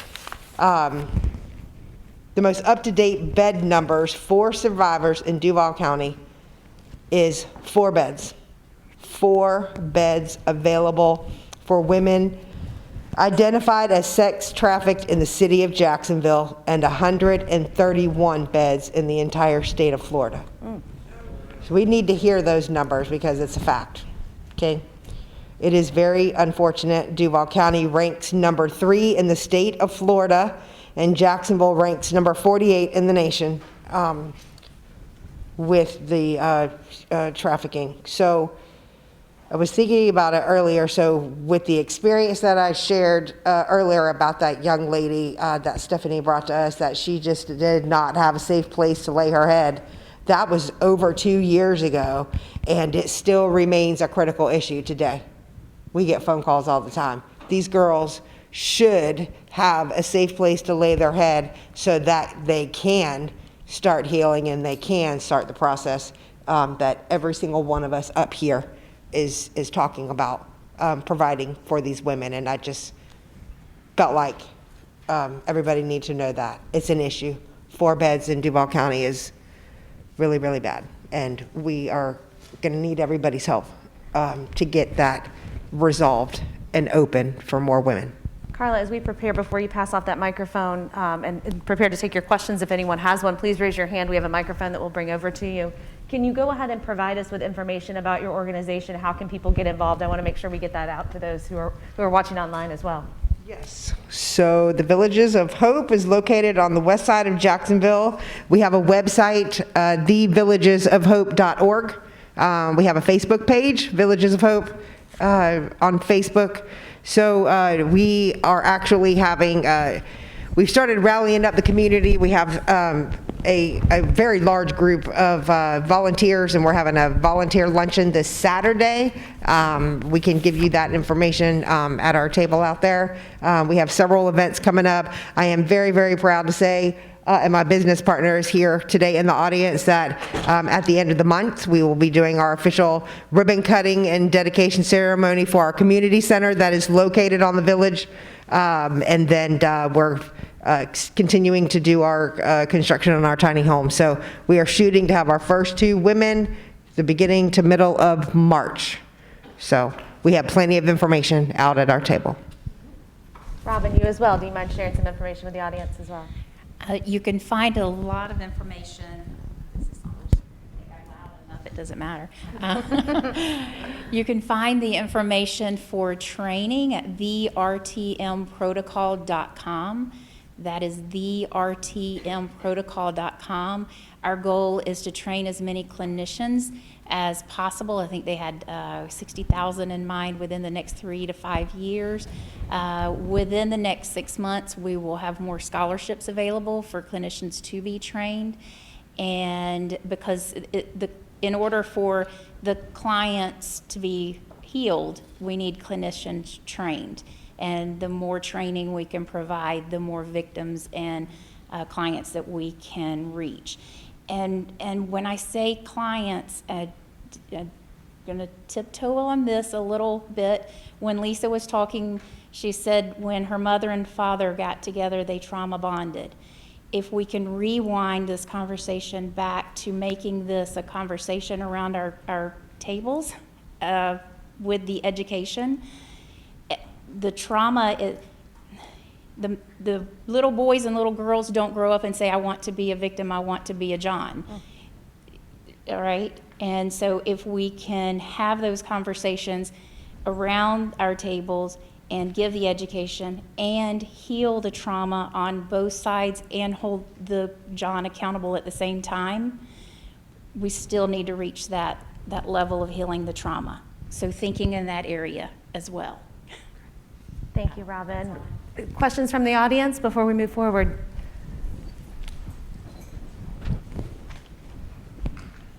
Hey there. I believe your name is Robin, right? Yes. Hi. I just have a question about the RTM protocol. In contrast with trauma-focused, like cognitive behavioral therapy, how does your protocol differ? And then do you find it more effective than traditional trauma therapy? Yes, and a great article for you to reference would be Neil Kitchener. He actually did a meta-analysis, and RTM, and there was one other, he reviewed EMDR, CBT trauma-focused, and a lot of the modalities that are commonly used now. And RTM and VRE, I don't know what the VRE one is, but those were the only 2 that rose to the level as emerging medical evidentiary-based medicines. And RTM is the only one that's over 90% effective at this point. There's studies being done at the Walter Reed Center, and there's about 12 universities also doing some research on the protocol. Okay, thank you. Any other questions from the audience right now?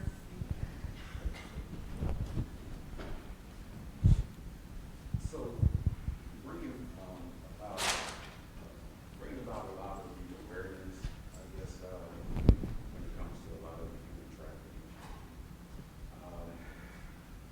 So I'm a social worker with the district now, but I used to do some work, guess with FBI, as part of coalition, we had a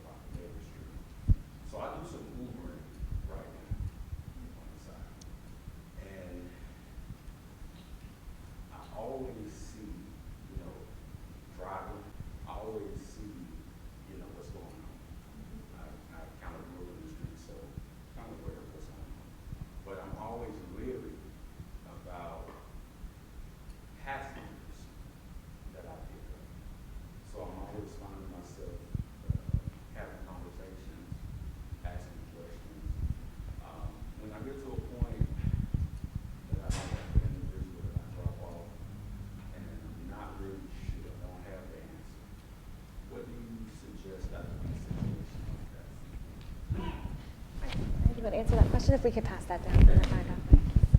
We'll let Stephanie answer this question. I think it's a great conversation for Lakeisha at some point, but I also suggest never engage with somebody that you feel like is trafficking somebody or is like if somebody is dangerous. Always call JSO non-emergency. They have a task force dedicated to that, or you can call the National Human Trafficking Hotline. My suggestion is to try to get addresses and names and have as much information as possible. They will investigate those things, but never engage with somebody that you feel like is a trafficker, because those can be very dangerous situations. But always try to collect as much information as possible and always try to report it to the Human Trafficking Hotline. They have the resources and they're connected within all of our communities, and they will send out the proper authorities. And then JSO has the non-emergency line that you can also report to, and they will, and sometimes it takes that one call that adds to that case that they've already been investigating. And so you made that last call that sealed the deal and get somebody's door kicked in, right? Yes, ma'am.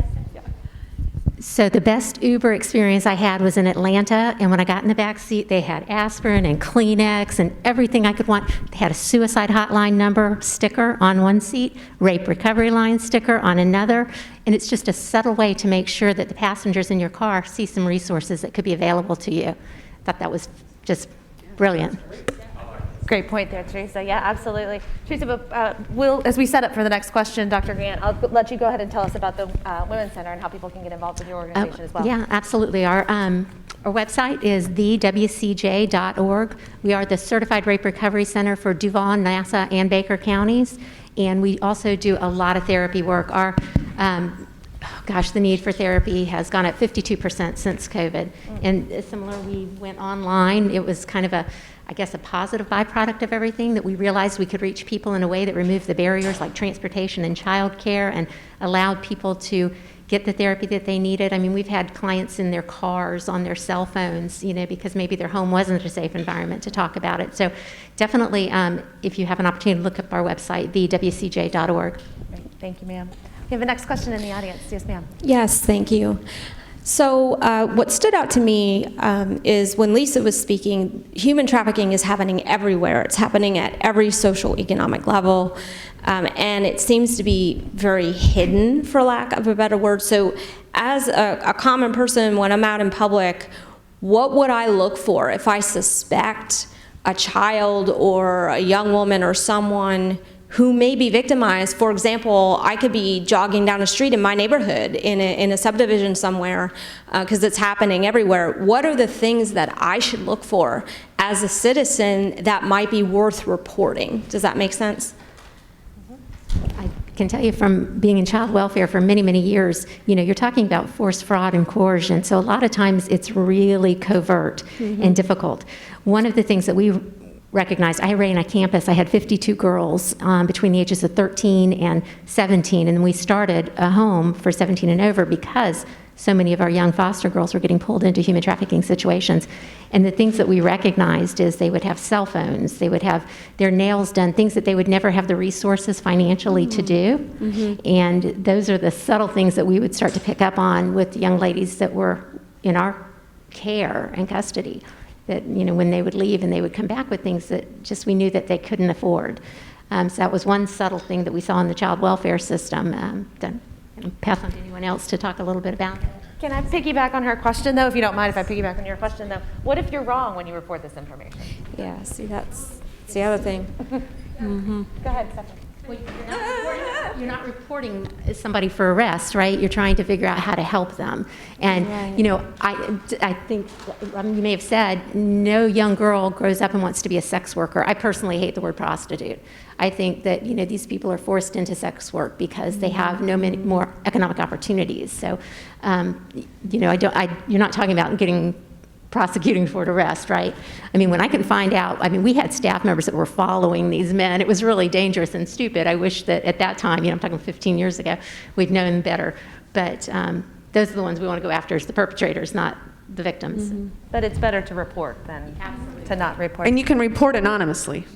Okay, I appreciate that. When I was in the classroom, in public school when I substituted, they would tell us what to look for as far as child abuse, those kinds of things, in which I had a captive audience, so I could kind of figure out, if something wasn't right with a student. But when you're just out there in public, I don't know how obvious it really is. So I appreciate that information. Thank you. Dr. Haley, I think we had some other questions in the audience as well. You can go ahead and pass it over. Yes, ma'am. Along with that, I was just wondering if you feel that someone is being trafficked. I know you mentioned about not going to the trafficker and trying to approach the trafficker, but is it okay to approach a person to try to get some of that information that you would want to report, such as name and address? Because if I just say there was a random girl that I saw and she looked like she was being trafficked, that's not going to help JSO or anybody, so what kind of conversation should you have with someone that you think may be being trafficked? I don't know if I'm not a law enforcement expert. But I would use your common sense. And if, I actually witnessed something one time. I witnessed someone, anyways, I got the license plate and called. I didn't talk to anyone. I got the license plate, I called. But then another one of our board members met this woman at a bar. They exchanged phone numbers, and it turned scary really quick. And she had to withdraw from the situation. So you have to just be careful.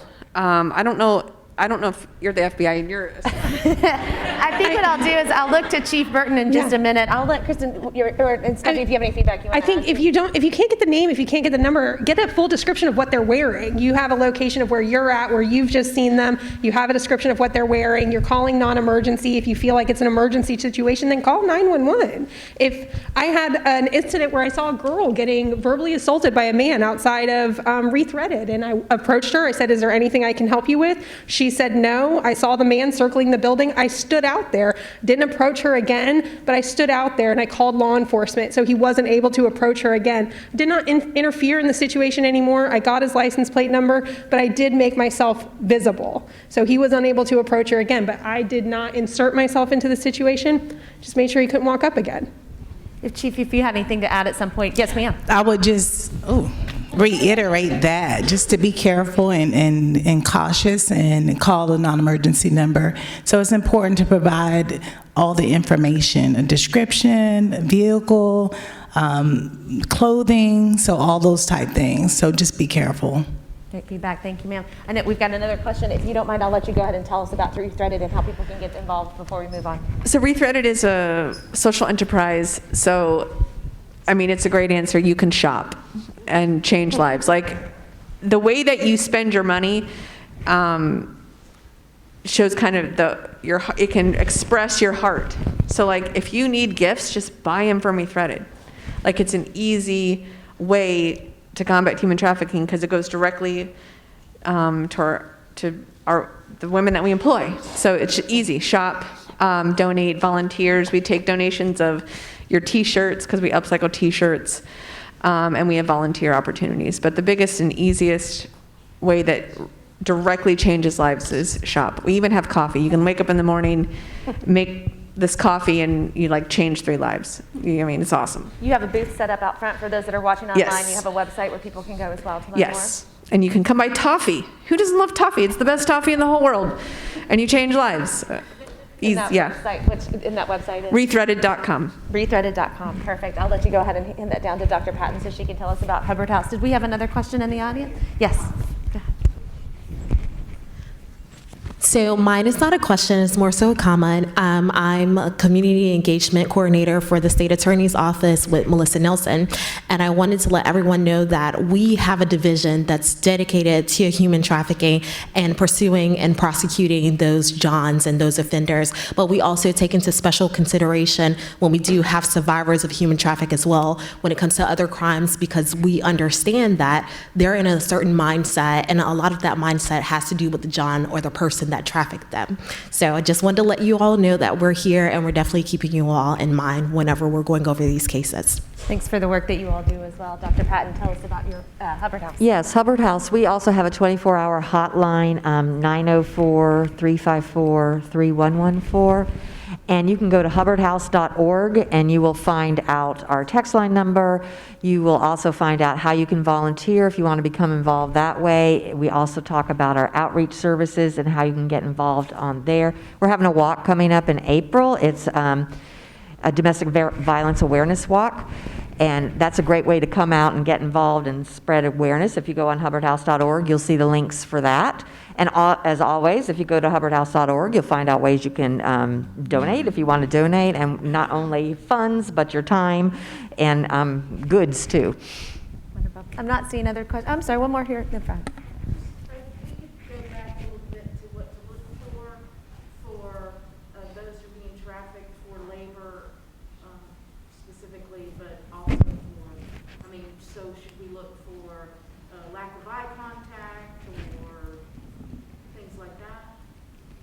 Question for those watching in the audience: is there any additional signs that you can look for when you believe that you may have come across an issue of human trafficking? So I wouldn't be an expert on the labor trafficking aspect of it, but I think, one of the things that Lisa said that stuck with me when she talked about it is the people who really helped her were the ones who kept showing up. So if somebody is doing or saying something that makes you uneasy, like Kristin said, that common sense, your own kind of moral compass or whatever gets tight, I would say pursue that in a way, not in a dangerous way, but in a way that allows you to explore and let them know that you're there to help find a resource for them if they need it. I don't know, does anybody else have any real ideas on the specifics for particular labor?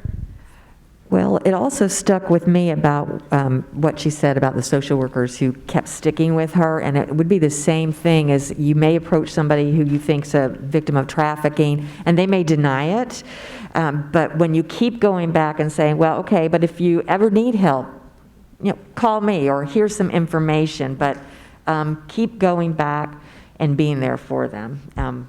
Labor, I don't know that much about that either. That's actually what I was going to say. We have another question here, sir.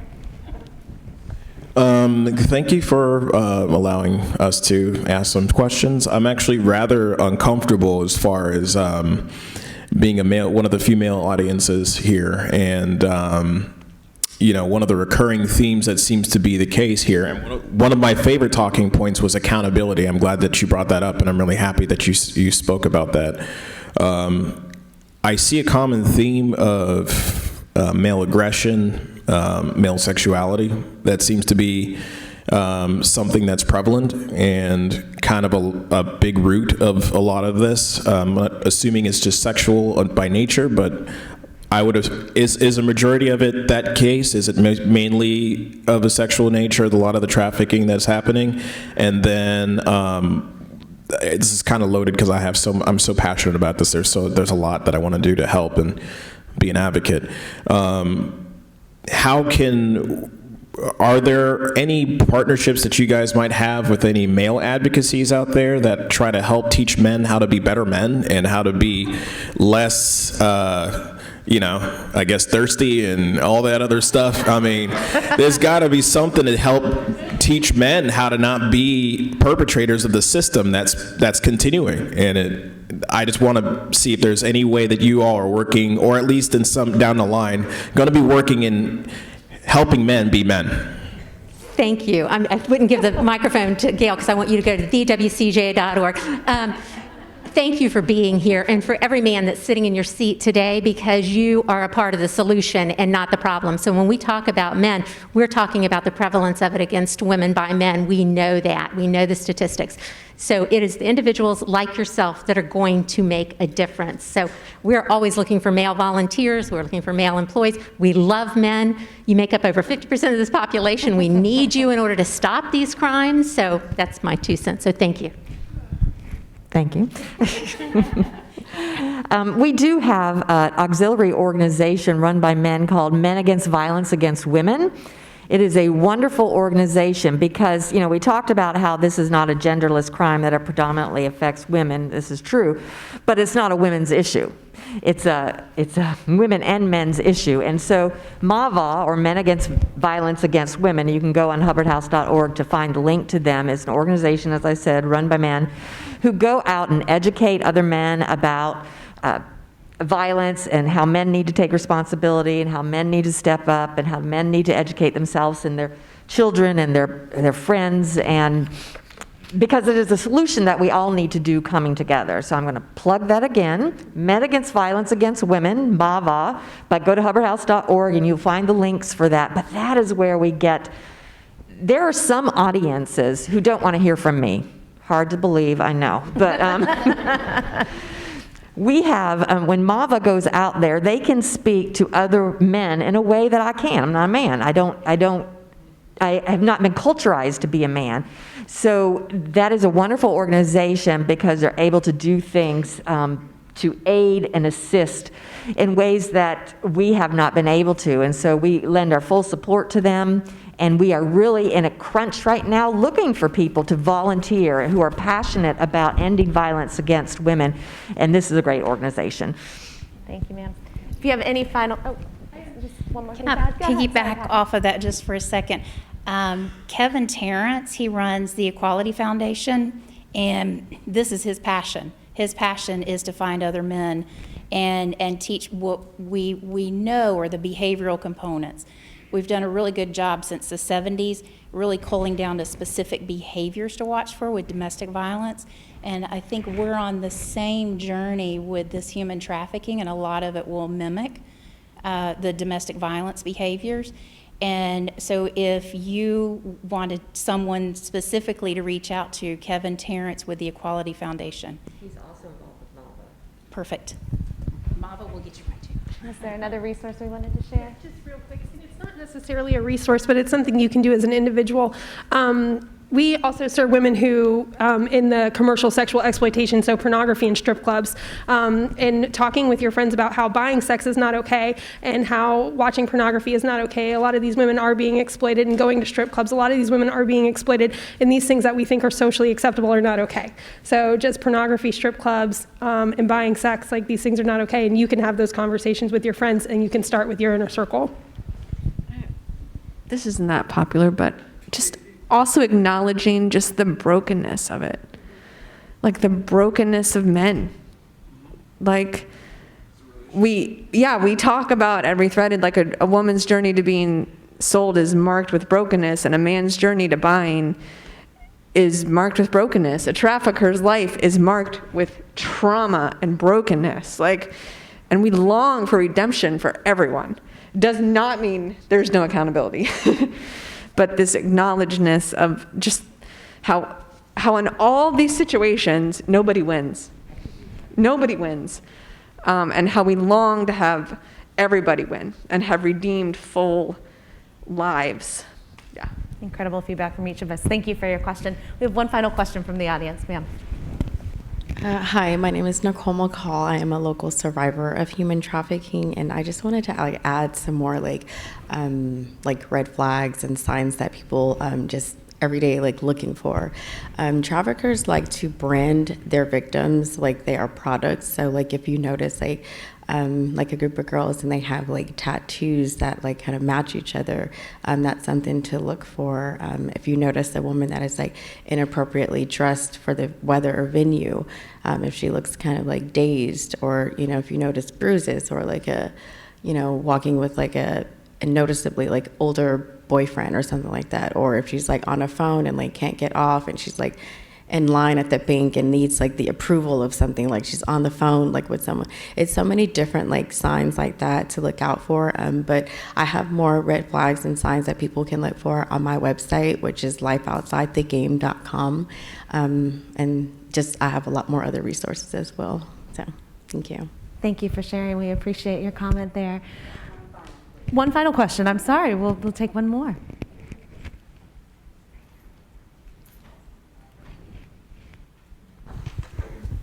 I'm sorry, it's just me again.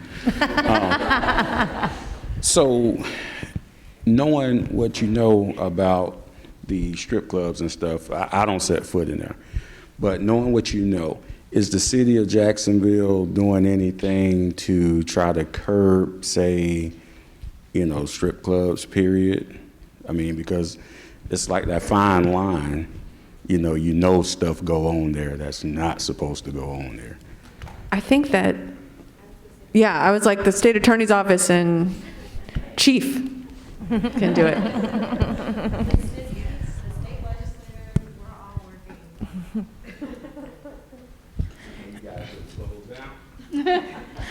Actually, Did just pass the law. Yeah, and if you that you watch- have to be 21 to work in a strip club. It's Yes, and being just last week, they just successfully shut one down, Mascaras in the Arlington area.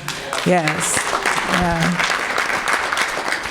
But I can tell you, our detectives, our vice units are constantly working undercover inside these facilities, and often are making arrests, but also referring victims out of there to the services that you see here. So that is an ongoing process.